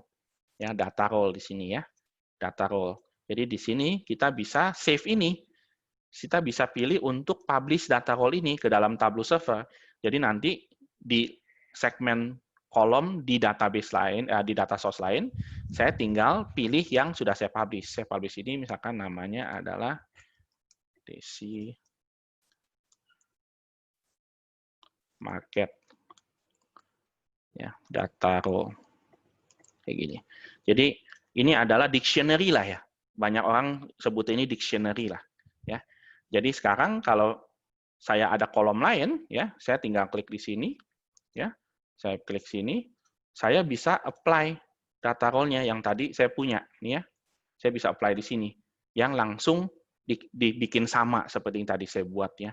Jadi ini mempermudah sekali nanti ketika kita punya multiple field di publish data source yang berbeda-beda. Oke. Nah, coba saya lihat lagi ya, apa yang tadi saya belum demoin ya. Set control sudah, tadi sudah, S3 sudah. Ya kita juga support Oracle Special sekarang ya. Jadi kalau Anda punya Special, As Data, Explain Data sudah demo tadi. As Data yang ini barusan ya. Untuk mobile matrix ya. Ya, ini munculnya ya kalau di iPhone atau di Android seperti ini ya, matrix ya. Jadi sekilas kita bisa lihat semua angka yang penting buat KPI kita tanpa perlu masuk ke dalam dashboard-nya. Ya. Nah, ini juga ada recommendation, Tableau juga menggunakan machine learning recommendation, juga lebih canggih sekarang. Authentication, oke, Tableau Mobile. Reorder favorit ya. Jadi sekarang udah bisa seperti ini juga. Kalau saya ke sini, kita ke favorit. Ya, ini saya bisa reorder ya. Nih saya bisa pindah-pindahin ya. Kayak gini ya. Bisa dipindahin kayak gini. Itu reorder favorit. Ini juga yang sudah ditunggu-tunggu ya. Untuk upload workbook on the web. Jadi sekarang kalau saya tidak punya Tableau desktop, tapi saya punya TWBX atau TWB-nya, ya, saya sekarang bisa upload dari web. Oke. Jadi misalkan contohnya nih, saya masuk ke sini, ada favorit saya di sini, saya buka dulu di sini. Ya, jadi sekarang saya bisa ada pilihan workbook upload. Workbook upload ya. Jadi saya bisa klik sini, saya bisa upload tanpa Tableau desktop. Ya. Jadi saya misalnya ada data ini tanpa Tableau desktop ya. Ya tentu saja kalau dikasih permission ya, ada permission-nya. Ya, jadi kalau nggak ada permission-nya nggak bisa kayak gini. Nah, ini contohnya saya download di Tableau public ya. Saya bisa upload tanpa Tableau desktop. Oke. Jadi itu juga sudah ditunggu-tunggu. Dari segi IT, untuk multiple external service, sekarang bisa multiple ya, setiap site bisa satu pakai Arc, satu pakai Python. Ya, jadi kalau bisa di-mix, tadinya nggak bisa ya, hanya bisa satu dalam satu server. Ada webhooks juga di-update, REST API juga sekarang bisa ekspor ke PowerPoint ya. Nah, untuk Prep Builder bisa connect ke Salesforce. Nah, bisa incremental data. Jadi, dengan Tableau Prep Builder di sini, ya, kita sekarang ada pilihan di sini di bawah nih, ya, di bawah. Setup incremental refresh, pilih field yang berubah, ya, seperti apa ya. Jadi sudah disupport ya incremental refresh akhirnya ya 2020.2. Tadinya full refresh doang. Ya, nanti 2020.3 kita akan support output ke 5 database. Ya, jadi 2020.3 coming soon sebulan lagi kayaknya ya. Ini bisa write ke external database ya akhirnya juga sekitar 5 database yang saya ingat ya. SQL Server, Oracle, Postgre, MySQL, dan Snowflake, kalau salah ya. Ini sudah bisa ya. Jadi Tableau Prep jadi lebih canggih lagi ya. Sudah bisa similar lebih ke seperti ETL tools ya. Tapi bukan ETL tools, ini untuk semua orang. Untuk data management add-on, untuk filter doang dia bisa ada filter baru. Nah, juga muncul dashboard. Ada quality warning ya. Nah, ini oke, software management add-on. Oh ya, ini juga penting. Sekarang kita tambahkan 2 view baru ya, backgrounder view dan style content view. Jadi kalau Anda upgrade Tableau server Anda ke 2020.2, Anda akan dapat 2 admin view ini yang sangat berguna, yang banyak ditanya orang yang ini ya, style content. Konten yang sudah basi ya, yang udah nggak digunakan oleh orang, tuh ini kita sudah buatin visualisasinya. Ya. Dan juga sekarang semakin berkurang restart-nya ya. Jadi di 2022 sekarang makin banyak command yang nggak butuh restart. Ya, jadi juga penting dan ini juga penting. Kalau mau upgrade, kita akan lakukan pre-check. Kita akan cek dulu. Kita cek dulu. Jadi upgrade-nya pasti sukses ya, karena saya juga banyak dapat di telepon customer karena upgrade-nya itu sering error ya. Makanya saya selalu sarankan kalau upgrade itu clean install itu paling cepat ya dibanding troubleshooting seperti ini. Teman, akhirnya kita ada pre-check ini. Jadi sebelum kita upgrade, kita akan dicek dulu semua. Jadi semoga semakin mengurangi problem ketika upgrade. Dan kalau yang menggunakan resource monitoring tool dari server management add-on, sekarang kita bisa monitor untuk Linux, Tableau server Linux ya. Ini ada feature baru. Nah, itu semua dari feature-feature yang saya mau demokan. Mungkin yang tadi yang paling penting adalah relationship ya. Jadi saran saya silakan Anda ke website kami ya. Di sini kita ada 5 video yang jelasin relationship itu seperti apa. Dan ini akan bisa saya bilang feature paling penting yang Tableau rilis sekitar 2 tahun terakhir ya. Ini paling penting sih. Berguna sekali. Mengurangi custom calculation juga, mengurangi LOD calculation ya. Dengan relationship, karena Tableau bisa bikin otomatis inner join, left join, dan lain-lainnya. Dan juga performance akanlah jadi lebih cepat. Karena kan nggak di-join dulu sama Tableau. Ketika butuh, baru di-join. Nggak butuh, nggak di-join. Jadi performance Tableau server juga akan meningkat. Oke, terima kasih semuanya. Oke, makasih David. Ini sepertinya setiap kali sesinya David ini terlalu kurang waktunya. Iya, kurang terus. Selalu extend. Oke, sorry ya teman-teman. Cuman kayaknya karena banyak yang nungguin ini penjelasan fitur baru di 2020.2, jadi nggak apa-apa kali ya. Oke, tapi fitur-fiturnya menarik banget, terutama tadi relationship, terus set control, matrix. Relationship mungkin buat, kalau saya nostalgia dulu ya, saya pakai di versi 6 itu yang harus primary, secondary, terus blended, itu painful banget. Itu painful banget, dan ini sangat apa ya, sangat jauh progresnya itu dibanding dulu. Betul, betul. Terus yang kemarin mungkin pusing inner join, left join, ya, full join gitu kan. Oke, bisa pakai fitur ini. Oke, ya, otomatis. Intinya teman-teman silakan move on ke 2020.2. Betul. Betul, silakan dicoba. Silakan dicoba. Oke, selanjutnya kita ada. Oke, makasih David. Buat yang punya pertanyaan, silakan sekali lagi di-post di section Q&A ya, teman-teman. Nanti kita akan bahas di akhir presentasi. Selanjutnya kita ada presentasi yang sangat menarik nih dari Bank Mandiri. Ada Bu Grace dan Mas Haikal. Selamat malam semuanya. Halo. Oke, Bank Mandiri ini ya, hampir semua acara offline-nya Tableau tuh saya lihat selalu eksis. Jadi selalu ada dari Bank Mandiri, dan kali ini nggak salah nih kayaknya kita minta Bank Mandiri untuk present. Ada Bu Grace yang udah 17 tahun ya Bu di Bank Mandiri ya? Ya, alhamdulillah 17 tahun. Ngurusin data juga, dan kali ini ada Mas Haikal. Ini yang menarik dari Mandiri ini, Mandiri punya Tableau User Group sendiri. Iya, benar. Nah, seperti apa nanti kita dengarkan bersama-sama presentasinya. Silakan Bu Grace dan Mas Haikal. Ya, terima kasih Mbak Tamara. Selamat malam teman-teman Tableau User Group. Terima kasih atas kesempatan yang diberikan bagi kami Bank Mandiri sharing mengenai digital transformasi yang di Bank Mandiri. Kemudian nanti seperti apa perjalanannya kita akan share juga. Malam ini saya akan berdua sharing pengalaman. Perkenalkan, nama saya Grace Winimalia. Saya salah satu departemen head di Enterprise Data Management Group. Seperti namanya, memang fokus utama unit kami adalah mengelola data, information, dan analytics. Jadi unit kami centralized untuk memenuhi kebutuhan itu di Bank Mandiri.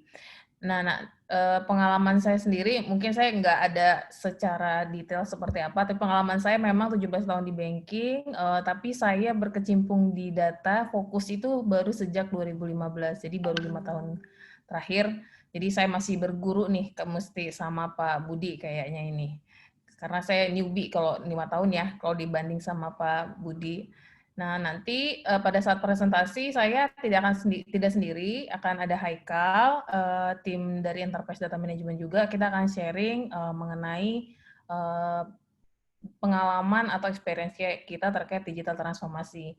Jadi title-nya ini kemarin Mbak Tanti bilang ke kita, tolong dong bisa di-sharing nggak pengalaman digital transformasi, terus dihubungkan dengan bagaimana pada saat pandemik gitu. Jadi digital transformasi Bank Mandiri menurut kami dengan adanya pandemik ini membantu menyelamatkan lah gitu keberlangsungan kita pada saat kita menghadapi pandemik.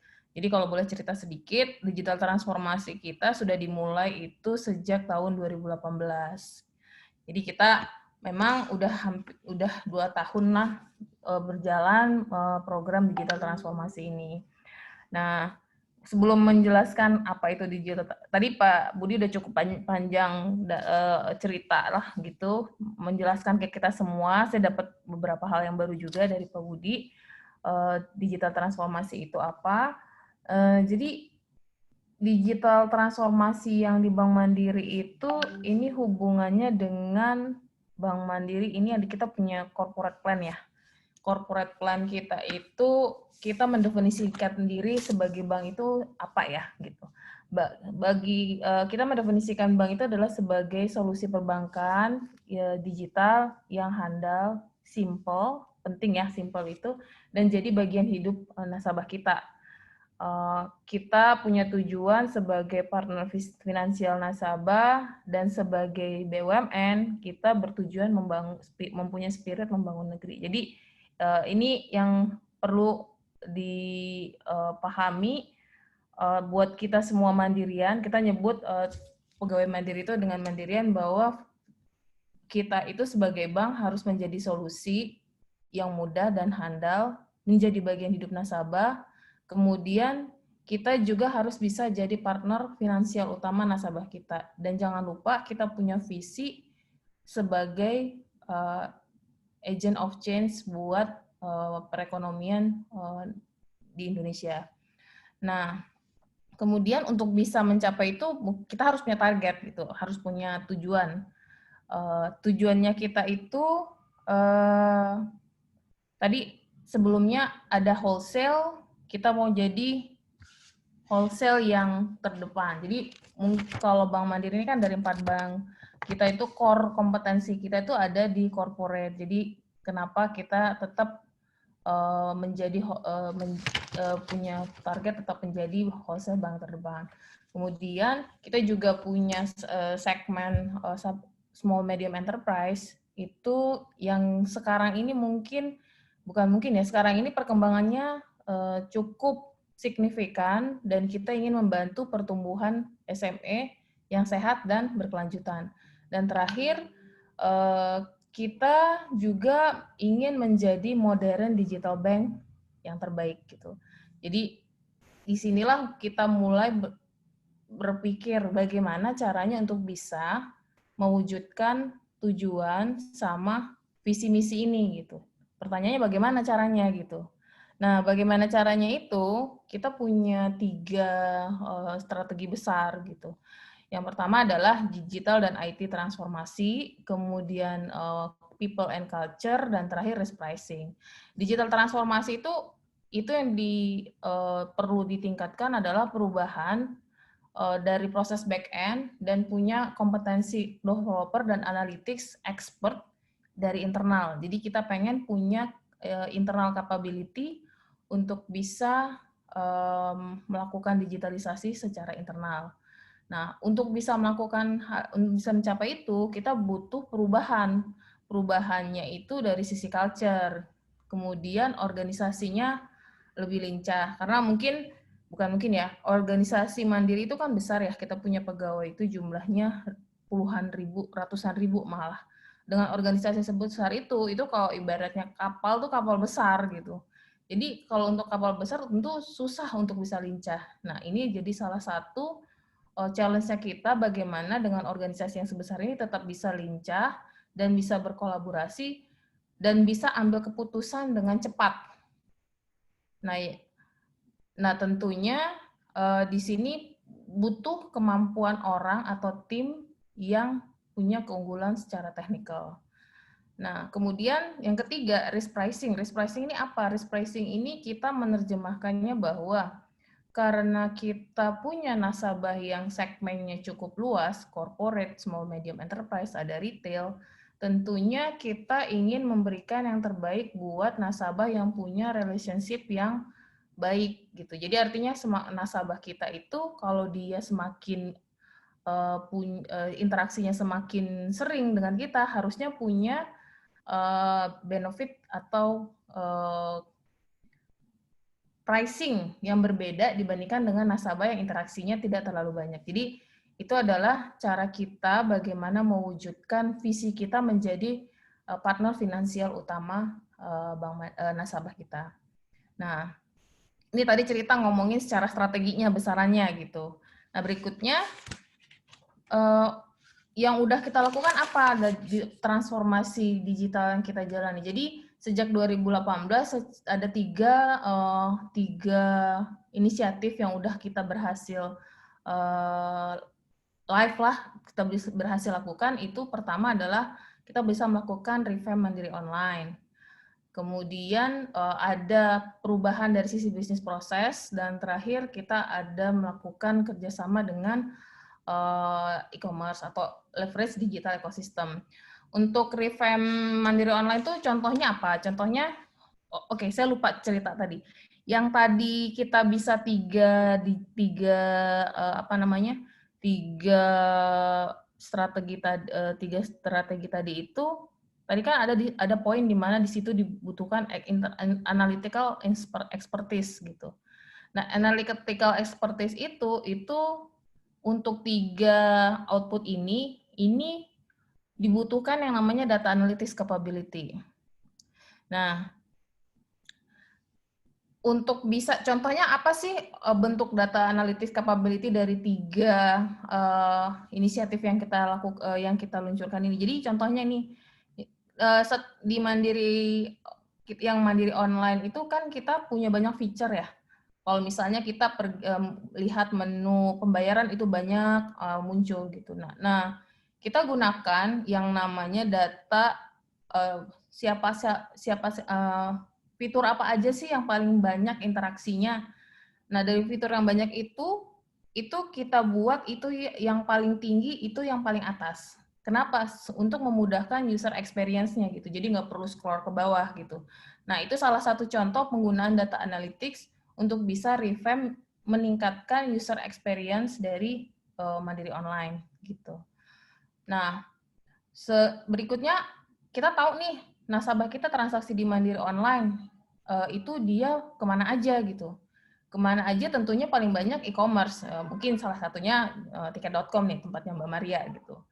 Nah, dari transaksi nasabah kita melalui Mandiri Online, melalui ATM, ke payment gateway yang lain, itu kita bisa lebih dalam lagi lakukan kerjasamanya dengan menggunakan yang namanya data analytics. Kita bisa tahu kerjasama apa lagi yang lebih dalam yang kita bisa lakukan yang sifatnya itu bekerja sama dengan e-commerce yang lain. Jadi kolaborasi ini namanya, udah kolaborasi. Contohnya adalah kita kerjasama dengan salah satu e-commerce yang juga memberikan pembiayaan ke nasabah. Nah, bank itu punya fungsi yang namanya channeling. Jadi kita kerjasama sama e-commerce, nanti e-commerce-nya itu akan kasih pinjaman ke end user. Kita kerjasama. Jadi waktu kita pilih kenapa dia si perusahaan e-commerce ini gitu, itu juga berdasarkan data. Karena kita lihat ternyata customer kita itu transaksinya itu banyaknya ke e-commerce ini gitu. Jadi hal-hal yang terkait untuk bagaimana meningkatkan user experience ke customer itu semuanya kita menggunakan data analytics. Nah, mungkin yang saya belum jelasin adalah business process reengineering. Jadi mungkin kalau misalnya 2 tahun yang lalu kalau ngajuin kartu kredit atau ngajuin KPR itu biasanya SLA-nya ya, kalau nggak paling cepat tuh 14 hari gitu. artinya dalam waktu 14 hari kita baru tahu disetujuin apa enggak gitu. Atau kadang jelek-jeleknya adalah ternyata dokumennya belum lengkap. Jadi kan buat nasabah kita itu adalah sesuatu yang tidak pasti padahal dia membutuhkannya gitu. Nah, kita sadarin bahwa proses cara kerja kita itu perlu tidak customer fokus lah gitu. Jadi kita harus lakukan improvement. Nah, jadi kita lakukan yang namanya inisiatif business process reengineering sehingga bisa memberikan approval atas pengajuan kartu kredit dan KPR dan consumer loan same day. Di belakangnya itu untuk bisa kita memberikan same day approval itu ada data model di belakangnya. Kita gunakan data historical, semua aplikasi kartu kredit, KPR yang disetujui dan tidak disetujui, yang ditolak, itu sebagai dasar buat kita ngebangun scoring sistem modelnya ini supaya bisa kasih skor untuk si nasabah ini ditolak atau enggak. Jadi bisa dapat same day approval, automate gitu. Jadi tiga inisiatif ini yang udah kita jalankan ini semuanya yang menjadi enabler-nya itu adalah data analytics. Nah, proses ini kan udah jalan nih kita ceritanya. Nah, tiba-tiba COVID nih. Nah, COVID. Terus pertanyaannya, kita mau berhenti atau gimana? Bagaimana kita menyikapinya kalau dengan situasi seperti ini gitu. Nah, yang kita lakukan karena kita istilahnya ya kita punya strategi tetap ada, tapi yang pada saat COVID kita itu punya prioritas yang agak sedikit jadi berubah gitu.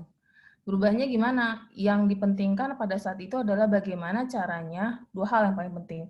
Bagaimana memastikan operasional perbankan kita, bank kita itu tetap jalan. Misalnya cabang tetap buka operasionalnya. Transaksi channel 24 jam masih bisa tetap diakses oleh nasabah kita. Dan yang paling penting adalah semua pegawai kesehatannya bisa dimonitor. Itu yang paling penting pada saat kita pada kondisi yang krisis seperti ini, pandemik ini. Itu yang terkait sama operasional. Kemudian yang kedua adalah memastikan kondisi kesehatan finansial banking dan finansial nasabahnya kita. Jadi kita sebagai bank itu yang paling penting adalah likuiditas. Jadi kita harus bisa memastikan secara harian posisi likuiditasnya itu ada pada safety level, kondisi aman gitu. Nah, kemudian berikutnya adalah karena yang terdampak ini bukan hanya beberapa sektor, tapi hampir semua sektor, tentunya nasabah kita juga akan pasti kena dampak nih. Karena nasabah kita kena dampak, otomatis kita perlu lakukan program relaksasi ke debitur kita. Nah, jadi ini adalah cara kita pada saat pandemik untuk bisa memastikan dua hal penting tadi itu tetap berjalan. Operasional bisnis dan kesehatan finansial. Nah, semuanya ini kita monitor dengan menggunakan satu informasi yang sama. Dashboard-nya sama. Kita buat dashboard dengan menggunakan Tableau dan itu diakses semua top management. Jadi pada saat pandemik itu ada, itu sekitar bulan April awal, dalam waktu sekitar 2 mingguan gitu nggak sampai, kita buat semua dashboard yang isinya menjelaskan informasi secara harian bagaimana operasional cabang yang buka dan cabang yang tutup, transaksi semua channel, kemudian bagaimana kesehatan pegawai, bagaimana kondisi likuiditas bank, kemudian kita lakukan yang namanya restrukturisasi, dan ini yang terakhir adalah kita sekarang diminta untuk memonitor recovery ekonomi, pemulihan ekonomi. Ini karena kita BUMN, jadi kita punya kewajiban untuk membantu pertumbuhan ekonomi.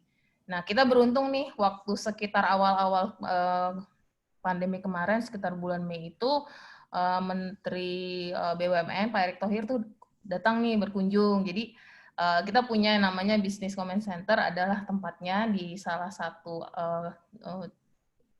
kantor kita gitu.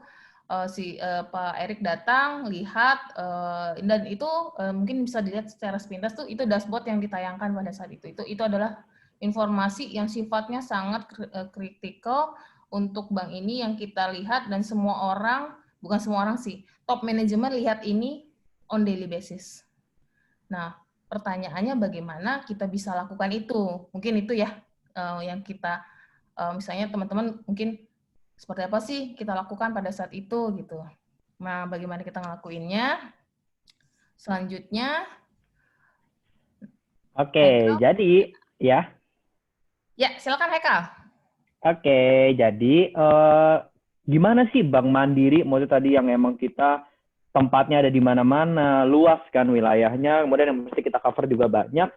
Gimana sih cara kita ngedeliver inisiatif-inisiatif itu tadi, solusi-solusi tadi gitu untuk menghadapi pandemik ini.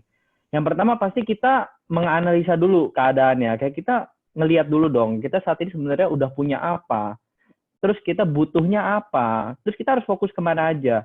Kayak banyak banget hal di Bank Mandiri ini kayak peraturannya lah, kemudian orang-orangnya, nasabah-nasabahnya kan banyak banget yang harus kita perhatikan, tapi tetap harus ada prioritasnya. Kita harus fokus kemana dulu nih dengan waktu sesingkat-singkatnya, dengan hasil seefisien mungkin gitu.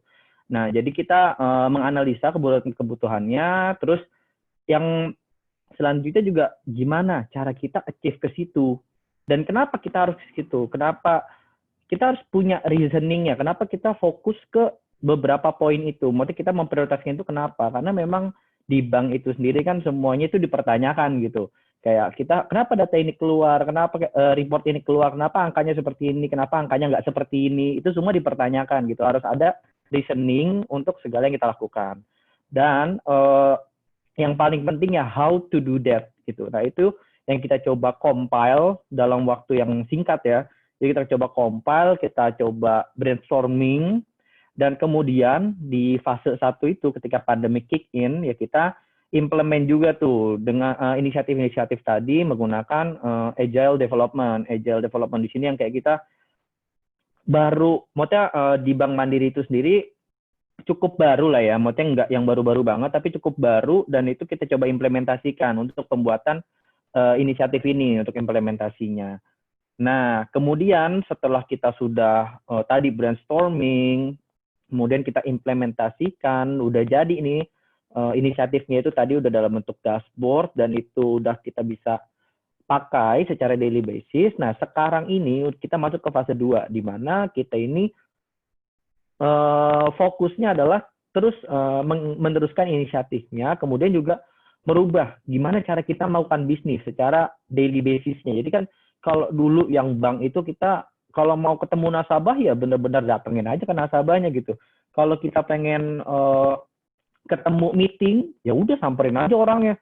Kalau itu tinggal samperin. Intinya kita masih banyak yang dilakukan secara offline gitu. Nah, setelah pandemi ini kan kita nggak bisa melakukan itu. Jadi kita harus merubah gimana cara kita melakukan bisnis baik kepada nasabah maupun juga secara internally kepada teman-teman pegawainya juga gitu. Nah, yang pertama kita harus beradaptasi dengan new normal ini. Jadi kayak kita tetap melakukan protokol kesehatan, kemudian juga ya social distancing dan sebagainya, menerapkan shifting untuk waktu masuk ya, bukan berarti setengah hari gitu, enggak. Jadi kayak ada kapan setiap berapa minggu sekali ada pegawainya itu masuk gitu. Jadi kita ada shift-shiftannya juga. Kemudian kita juga meneruskan digital transformasi inisiatif yang sudah dibentuk 3 sampai 4 tahun yang lalu. Kemudian ini yang paling penting juga, kita harus bisa nge-maintain kesehatan dan kebahagiaan pegawai-pegawai kita. Karena memang di saat seperti ini kesehatan itu adalah prioritas utama kita. Mau kesehatan diri sendiri, kesehatan teman-teman kita, kesehatan keluarga-keluarga kita, itu harus kita jaga, dan pastinya kebahagiaan. Kita harus bisa istilahnya ya menemukan kebahagiaan sebagai gimana pun keadaannya itu. Jadi kita karena sehat dan bahagia adalah kunci produktivitas. Jadi kita harus tetap bisa menjaga kebahagiaan dan kesehatan dari pegawai-pegawai kita.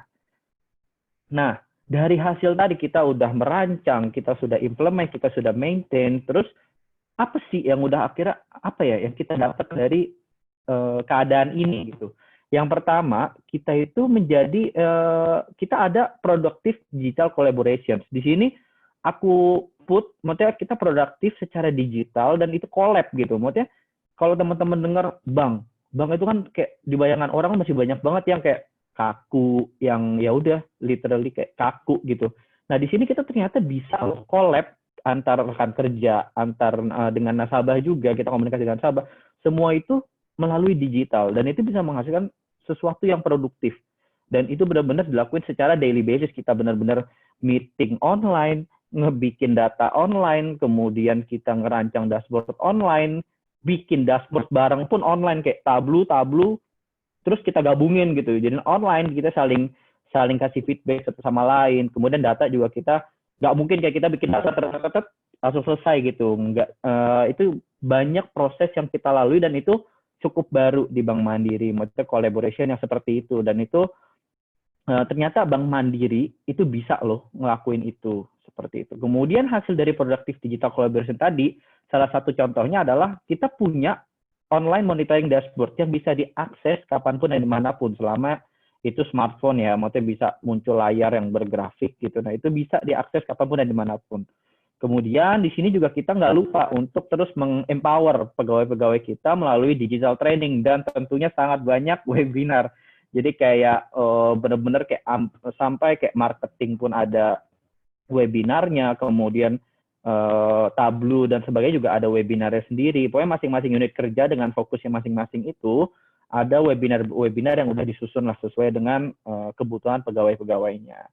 Dan di sini yang baru juga itu kita punya yang namanya virtual community on practice, yaitu Mandiri Tableau User Group. Jadi fokusnya komunitas ini itu untuk mengencourage atau menyemangati lah pertumbuhan pembangunan dari data driven culture, yang mana karena emang kita di sini toolsnya adalah Tableau untuk MTUG, Mandiri Tableau User Group, disingkat MTUG. Itu kita mengencourage data driven culture itu melalui data visualization, yang mana toolsnya adalah Tableau. Sebenarnya itu nggak murni ini pas pandemik terus tiba-tiba muncul MTUG gitu, nggak. Jadi Mandiri Tableau User Group ini sebelumnya tuh udah ada, kita udah kick off dari bulan November. Waktu itu kita udah invite dari teman-teman dari Gojek untuk sharing gimana sih penggunaan Tableau di sana, gimana akademinya juga. Nah, habis itu kita coba diskusikan, kita coba brainstorming gimana nih untuk pembentukan Tableau User Group di Bank Mandiri itu sendiri. Dan akhirnya untuk bulan Januari itu kita udah mengadakan gathering session offline yang pertama. Itu kita udah kumpulin para pengguna Tableau lah di Bank Mandiri. Nah, jadi kegiatan dari MTUG itu sendiri, yang pertama itu kita ada kayak monthly webinar. Setelah kita pandemik ini kita mengadakan webinar secara online, webinar yang ya secara bulanan gitu. Kemudian yang mana webinarnya itu sendiri kita topiknya yang kita usahakan tuh relate dengan pekerjaan teman-teman di Bank Mandiri secara daily basisnya. Jadi karena emang kita memikirnya kita nggak terlalu fokus dengan Tableau, tapi kita mencari topik yang emang relate dan bisa dipakai oleh teman-teman ini secara daily basis. Karena emang sesuatu yang relate itu kan lebih mudah di-accept gitu ya untuk pertama kali dan membuat orang mudah tertarik. Maka kita selalu berusaha untuk mengadakan webinar ini secara rutin. Kemudian juga setelah webinar itu kita biasanya kan dokumentasi pastilah ya, kayak ada video-video atau bumerang atau foto. Nah, tapi ini kita juga ada tambahan untuk MTUG ini, kita habis sharing session, kalau dulu kan sharing session offline ataupun webinar, kita juga ada dokumentasi lain dalam bentuk artikel atau kalau yang webinar ini ada sharing recordnya gitu. Jadi teman-teman nanti yang baru join itu bisa catch up lah dengan apa aja sih yang sebelumnya udah dibahas di pertemuan-pertemuan sebelumnya. Dan di sini MTUG itu sebenarnya kita nggak membatasi hanya orang yang udah benar-benar pakai Tableau, yang udah sampai ngerti inner join dan sebagainya, sampai ask data kayak tadi Pak David jelasin gitu. Enggak, kita di sini open untuk semuanya, baik yang baru mau belajar, ataupun yang udah lama make. Kita benar-benar open dan emang kita sifatnya open community. Jadi dan fokusnya itu diskusi dan sharing knowledge. Jadi kalau ada emang yang baru terus bertanya, ya kita berusaha sebisa mungkin untuk menjawab pertanyaan itu. Karena memang knowledge terkait data visualisasi itu kan apa ya, cukup berguna gitu untuk pekerjaan kita sehari-hari. Kita bisa dapat insight baru, point of view terhadap data yang baru. Jadi kayak sayang gitu kalau kita itu nggak nge-share itu ke rekan-rekan kerja kita. Gitu. Nah, ini salah satu contoh dari kegiatan Mandiri Tableau User Group. Yang pertama, ini adalah foto ketika kita nggak pertama kali sih, ini udah 2 kali kurang lebih. Itu pertemuan offline gathering, dan kebetulan di saat itu kita ada visit dari EDM sih sebenarnya, itu ada visit dari Tableau Principal Australia, Mr. Lucas. Nah, ini kita foto bersama Mr. Lucas. Kemudian ini salah satu contoh poster atau media untuk kita melakukan publikasi terkait acara kita. Nah, jadi selain kita sharing knowledge terkait Tableau-nya itu, misalnya kayak fitur-fitur Tableau atau data guideline, itu kita juga sharing terkait experience dari para pengguna Tableau di unit kerjanya masing-masing. Karena memang kan pasti beda orang, beda taste, beda experience gitu. Dan beda juga yang pasti beda insight-nya. Nah, itu yang sebenarnya pengen kita dapat, pengen kita sharing di MTUG ini. Jadi kita nggak terkunci cara ngeliat data tuh gini doang loh. Ternyata kalau kita siapa tahu dari grup lain atau unit kerja lain, itu punya pandangan yang tersendiri. Nah, makanya di MTUG ini kita juga sisipkan sesi di mana ada sharing session dari unit-unit kerja yang emang menggunakan Tableau, seperti itu. Ini selanjutnya, ini salah satu contoh halaman depannya gitu ya, dari artikel hasil rangkuman dari pertemuan atau webinar dari MTUG itu sendiri. Nah, di sini kita kayak sum up apa aja yang udah dibahas, kemudian detailnya seperti apa, nggak terlalu detail tapi lebih ke summary. Tapi tetap informatif, kita usahakan tetap informatif dan menarik gitu. Secara desain ketika orang baru buka kayak wow gitu. Itu untuk MTUG-nya. Nah, selanjutnya ketika kita tadi udah bikin, kita udah merencanakan, udah implement, terus kita udah dapat lesson-nya, ketika pandang bagiannya apakah udah gitu aja. Nah, jadi untuk kedepannya kita juga pengen di sini kita nggak bilang ini fase ataupun goals, tapi di sini kita ada hal-hal yang tetap kita pengen achieve. Yang pertama itu kita pengen achieve di mana kita bisa meningkatkan awareness seperti apa. Nah, kita ingin membangun awareness terkait digital transformation ini, karena memang kan Bank Mandiri ini masif, besar, dan secara range umur pegawainya pun beragam gitu, dan belum tentu semuanya memang aware terkait isu digital transformation. Nah, itu yang ingin kita bangun awareness-nya di situ, dan juga kita ingin menggencarkan data driven culture untuk membuat strategic decision yang lebih baik. Karena memang kita kalau ingin membuat strategic decision apapun, ya kalau dilandaskan dengan data, itu hasilnya bakal lebih baik kan sebenarnya. Jadi kayak ada yang backup lah. Kenapa lu bisa ngomong gitu? Gue ada datanya kok gitu. Nah, terus di sini juga kita ingin terus maintain dan mengembangkan banking service-nya itu sendiri, menggunakan data analitik untuk menumbuhkan pertumbuhan ekonomi yang sehat di Bank Mandiri dan tentunya Indonesia juga. Yang mana kita juga pengen tuh untuk mencapai itu semua, kita ingin terus melakukan itu. Jadi sustain dan continuous untuk memberikan banking solution berdasarkan customer behavior. Karena memang kan kayak kalau dulu kita cuma ketemu nasabah di cabang itu cukup, sekarang nggak cukup. Ada model customer yang emang gue nggak mau ke cabang sama sekali, gue maunya semua bisa dilakukan lewat HP aja. Sekarang jadi kayak jenis customer itu udah berbagai macam modelnya, dan itu yang harus kita juga aware soal itu. Jadi kita harus mempertimbangkan itu untuk segala development ke depannya. Jadi kita ingin bank ini tuh lebih sustain untuk melakukan improvement seperti itu. Dan tentunya ya end result-nya adalah kita bisa lebih engage dengan nasabah, kita bisa lebih dekat, dan tentunya nasabah juga bisa lebih nyaman dengan Bank Mandiri itu sendiri. Seperti itu. Jadi ini penutup dari kami.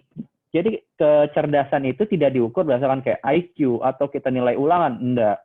Jadi berdasarkan Albert Einstein, kecerdasan diukur berdasarkan seberapa bisa kita untuk beradaptasi atau berubah. Seperti itu. Oke, sekian itu dari kami. Terima kasih. Kalau ada pertanyaan bisa di-drop di Q&A di bawah ini. Oke, makasih banyak Bu Grace dan Mas Haikal. Seru-seru ya. Jadi memang banking itu salah satu industri yang mau pandemi, mau nggak pandemi itu harus tetap jalan karena orang pasti bertransaksi keuangan ya. Benar-benar nggak ada excuse untuk ini ya, untuk agak lebih longgar, memang harus jalan Iya. semuanya. Dan Bank Mandiri kalau saya bilang ini salah satu contoh yang adaptif dan kreatif gitu, karena mau nggak mau harus beradaptasi dengan kondisi yang ada sekarang secara cepat dan mengeluarkan solusi-solusi yang kreatif. Contohnya yang tadi itu seru banget tuh, ada monthly webinar, ada apa namanya user group sendiri. Tuh kan langsung ada yang nanya kan? Oke. Kalau ada yang mau tanya lagi, silakan di post dulu, karena memang kita waktunya terbatas nih, jadi mungkin nggak semua pertanyaan akan kita bahas. Tapi mungkin kita bisa langsung ke sesi pertanyaan ya sekarang. Saya panggil dulu para presenter. Pak Budiman, Yes. siap-siap ya. Yes. Oke, David juga.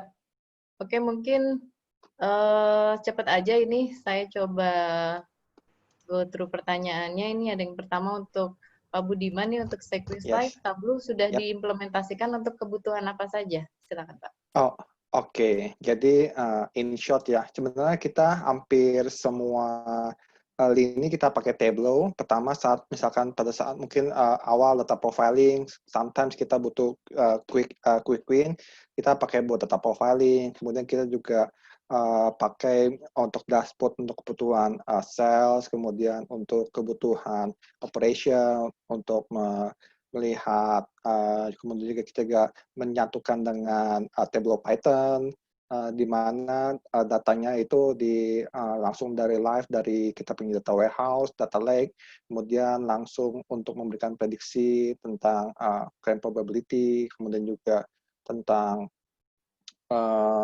underwriting proses, dan semuanya itu kita combine di dalam Tableau sehingga menjadi satu-satunya komunikasi kita punya customer, yaitu business unit dan juga business user dan juga kepada CEO kita dan pimpinan kita.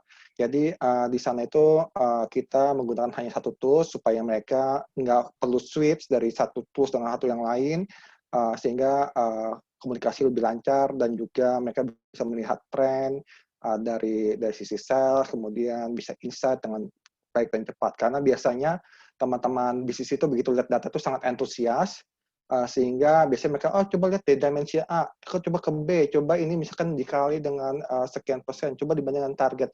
Jadi dengan Tableau itu kita nggak stop antusiasme pertanyaan daripada user, dan kita bisa istilahnya dari sekali session, semua pertanyaan bisa dijawab dengan baik dan benar gitu.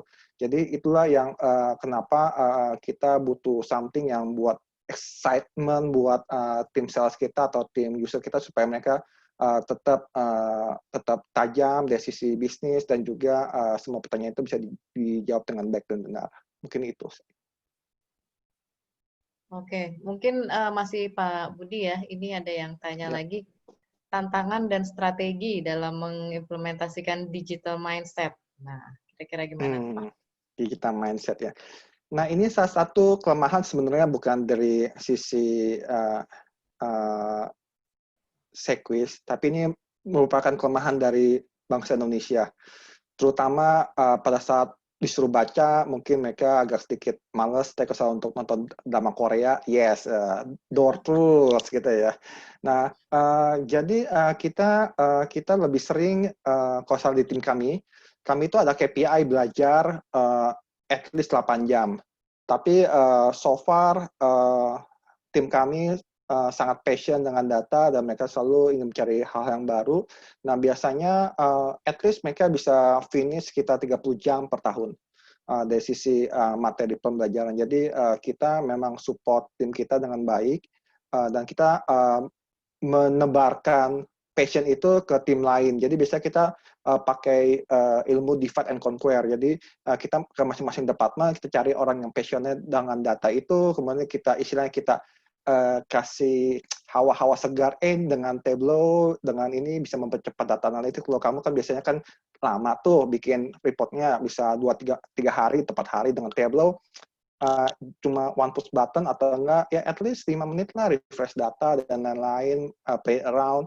Dan mereka mulai sepertinya tertarik gitu dengan ide-ide seperti itu. Nah, setelah mereka tertarik, mereka coba, mereka implement, dan dari yang tadi kita buatkan, mereka sama-sama duduk sama kita, jadi kita coach, kemudian setelah itu kita lepas, kemudian kalau ada pertanyaan mereka balik lagi ke kita.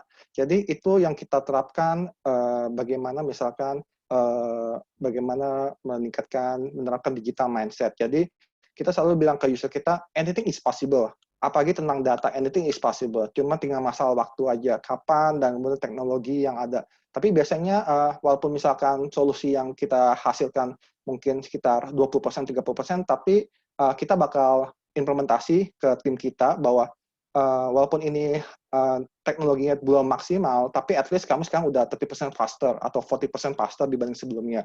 Sambil kita berpikir bagaimana untuk men-tweak misalkan masalah-masalah yang ada di data, ataupun juga mempercepat istilahnya upload data, ataupun juga analisa data. Dan itu sih yang terus kita lakukan dan kita sharing ke teman-teman yang lain. Jadi kita itu setiap 3 bulan sekali itu kita ada sharing session mengenai data analitik, mengenai apa yang bisa dilakukan dan apa yang tidak bisa dilakukan. Ya, jadi itu ya hal-hal yang menurut saya bisa membangun kepercayaan diri mereka bahwa anything is possible gitu in digital world. Mungkin itu sih. Ya, setuju. Oke. Mungkin ke David dulu ya. Makasih Pak Budi jawabannya. Saya ke David dulu. David, mungkin saya cuma bisa pick 2 pertanyaan nih ya. Jawab cepat aja ya. Oke, dari Frida Melana, misalnya saya mempunyai data transaksi table A dengan beberapa table master dengan relation many to one. Manakah yang lebih baik digunakan? Tetap menggunakan join saja dalam itu atau menggunakan fitur relation? Oke, jadi kalau sudah pakai 2020.2 dan berikutnya, secara default pakai aja relationship.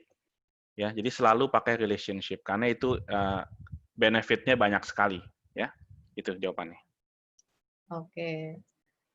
Jika kita dari Wandi, Pak Wandi, jika kita mau upgrade dari 2020, mungkin maksudnya 2020.1 ya. Oh iya. Ke 2020.2 itu apa saja yang harus disiapkan? Apakah perlu backup terlebih dahulu? Oke, jadi kalaupun tidak melakukan backup ketika melakukan proses upgrade, Tableau akan melakukan backup. Tapi sebaiknya lebih aman selalu backup dulu ya. Selalu backup dulu sebelum melakukan upgrade. Dan saat ini solusi paling mudah untuk upgrade adalah clean install, backup, terus restore. That's the paling simple. Ya. Oke, sorry. Ini mungkin satu pertanyaan tambahan lagi nih agak nyasar ke bagian chat nih. Untuk seluruh feature Tableau Desktop 2020.2, apakah kompatibel atau bisa run dengan Tableau Server 2020.1.2? Oke, jadi Tableau Server harus versi terbaru. Jadi kalau servernya 2020.2, desktopnya bisa yang lebih lama. Tapi Tableau Server harus yang versi terbaru. Ya, jadi kalau server 2020.1, desktopnya 2020.2 itu nanti nggak bisa publish. Ya. Oke, siap. Oke, makasih David. Sekarang ke Bu Grace dan Mas Haikal. Nih ada yang penasaran banget nih. Bagaimana cara memulai membentuk mandiri user group? Nih, sampai nanya 2 kali kayaknya tadi. Ya. Semangat nih kayaknya mau bikin user group sendiri. Silakan. Oke. Mungkin nanti saya ditambahin Haikal ya. Jadi mungkin buat teman-teman yang baru punya implementasi Tableau ya. Itu ada kalau memang jadi kenapa ada Tableau user group sebenarnya itu kita dibantu waktu itu diperkenalkan dengan Tableau Blueprint. Mungkin nanti bisa kalau mau cari lebih dalam lagi, salah satu pilar yang dikenalkan di situ adalah mengenai profisiensi. Nah, profisiensi itu salah satunya adalah dengan ada education sama dengan community. Nah, kalau misalnya kita nih ikut training, buat training, habis itu kan setelah itu kan kita coba ada pertanyaan mau nanya ke siapa gitu kan. Nah, dari situ kita terinspirasi karena ada Tableau user group. Jadi karena ada Tableau user itu kita bilang kenapa nggak kita buat aja. Nah, itu ceritanya kenapa kita buat yang namanya community on practice Tableau user group. Jadi selain di Mandiri itu ada program community on practice. Jadi selain Tableau user group, ada juga untuk yang IT mungkin agile development. Jadi kita memang bisa buat komunitas untuk tujuannya adalah membuat belajar bareng lah gitu. Buat kita yang memang dalam day to day-nya terlibat dengan misalnya kalau kita nih ngomonginnya Tableau berarti sehari-hari menggunakan Tableau gitu. Jadi itu latar belakang kenapa kita punya Tableau user group di Bank Mandiri. Nah, kayak apa teknisnya? Mungkin Haikal, oke. Haikal ini Tableau user group leader di Mandirinya gitu. Jadi Haikal yang tahu nih kayak gimana dia jalanin Tableau user group dari awal sehingga sekarang ini. Gue Kal di share pengalamannya.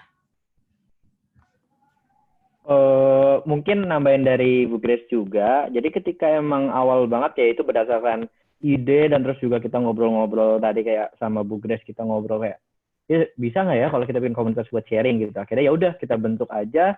Tapi kan kita belum ada nih sebenarnya kita bisa mencontoh ke siapa. Maksudnya kita konsepnya mau seperti apa dan sebagainya. Kita coba kemas ya udah kita as simple as ya udah ini kita jadikan wadah untuk diskusi dan sharing anything related to data visualization ya. Specifically ke Tableau gitu.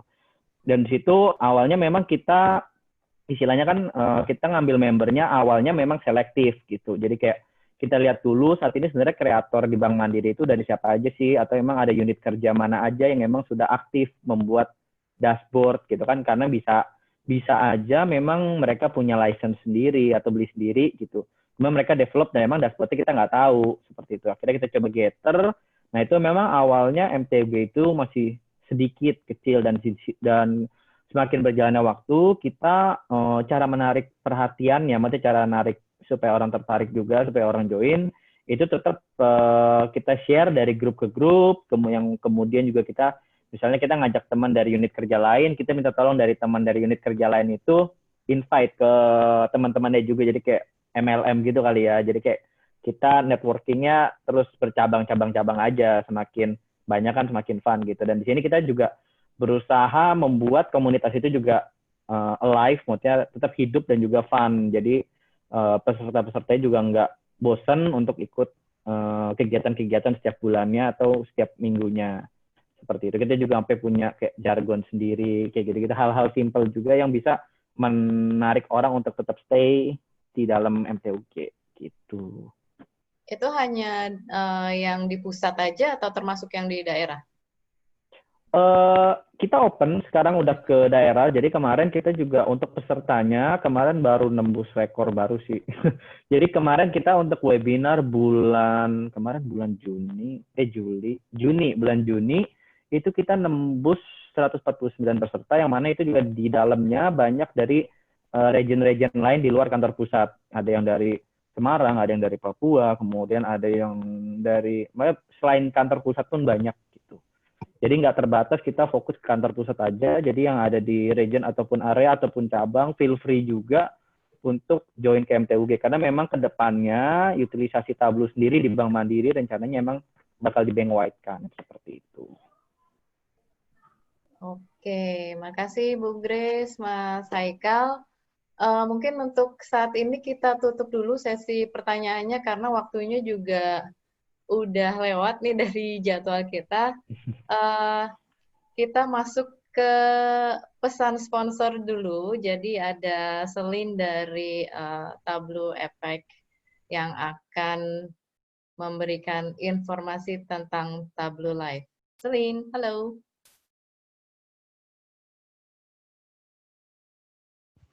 Thanks, Tamara. Hi everyone. I'm just gonna take like 5 minutes real quick to share about Tableau Live Asia Pacific. In the meantime, I'm gonna launch a poll, just some quick questions that everyone can answer that will really help us out to understand today's session and how you guys think about it. Okay, in the meantime, while you guys are answering the questions, I'll just go through real quick about Tableau Live Asia Pacific. So this is an upcoming event in place of all our Tableau events. Unfortunately, due to the COVID-19 pandemic, we're not able to have any Tableau experiences this year, so we will definitely miss you, unlike our Tableau Experience Indonesia event last year.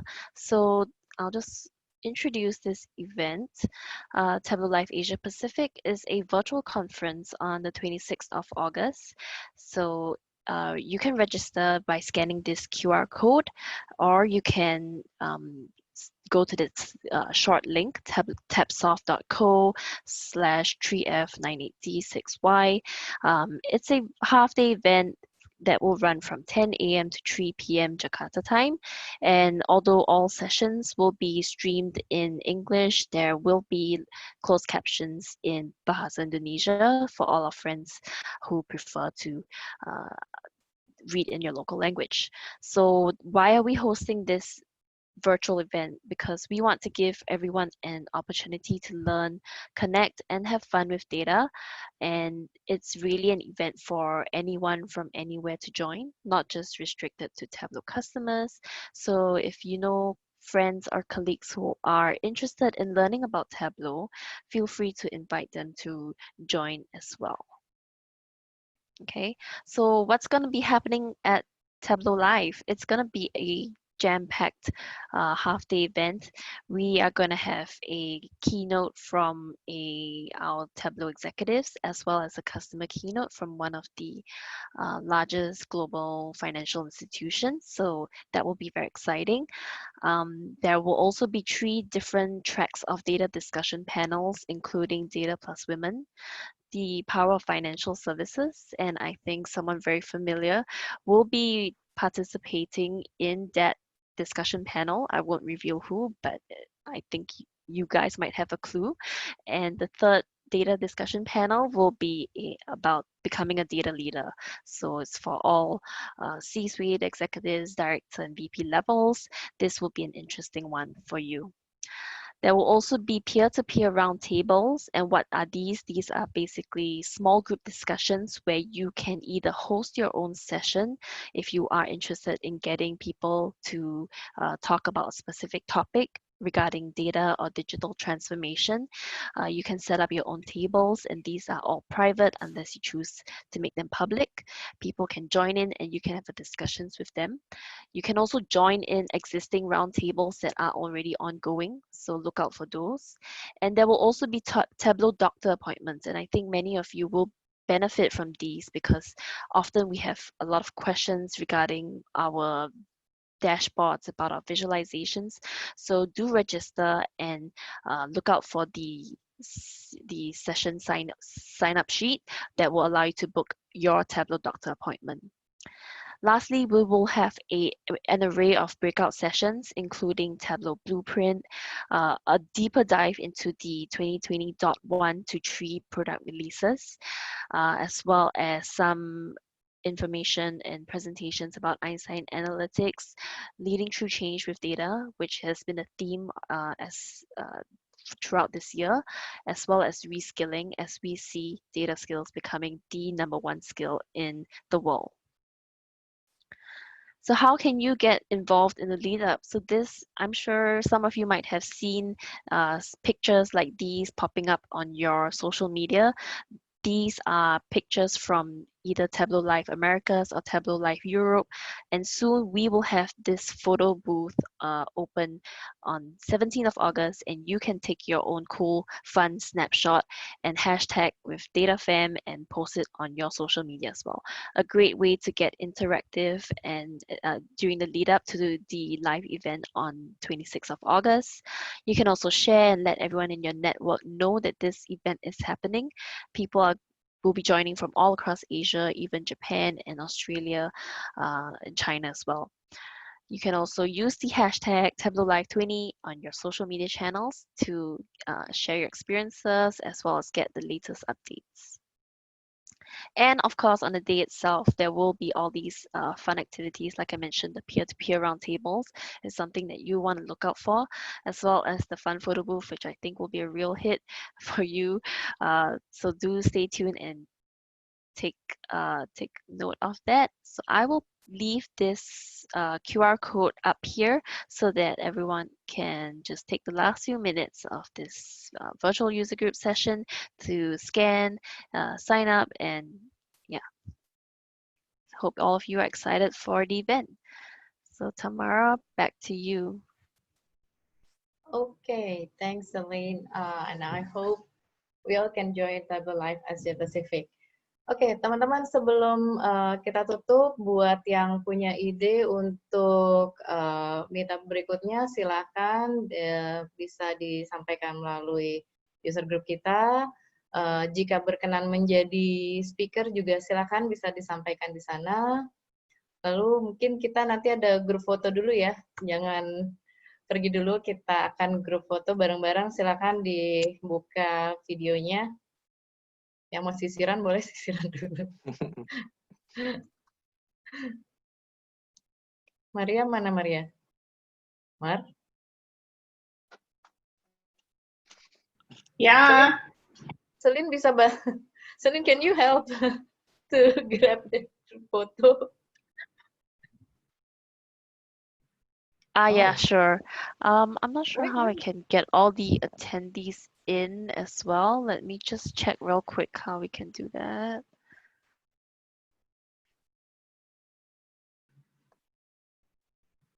I think the host can.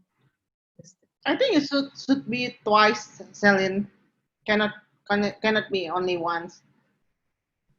Because I think not enough, right?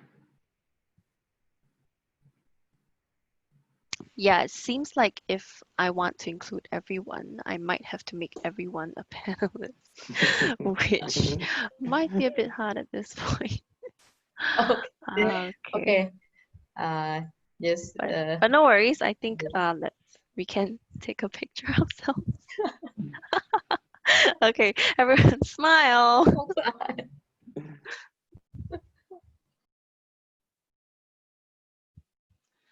Okay, let me just capture this real quick. Okay. Thank you Terima so much, kasih everyone.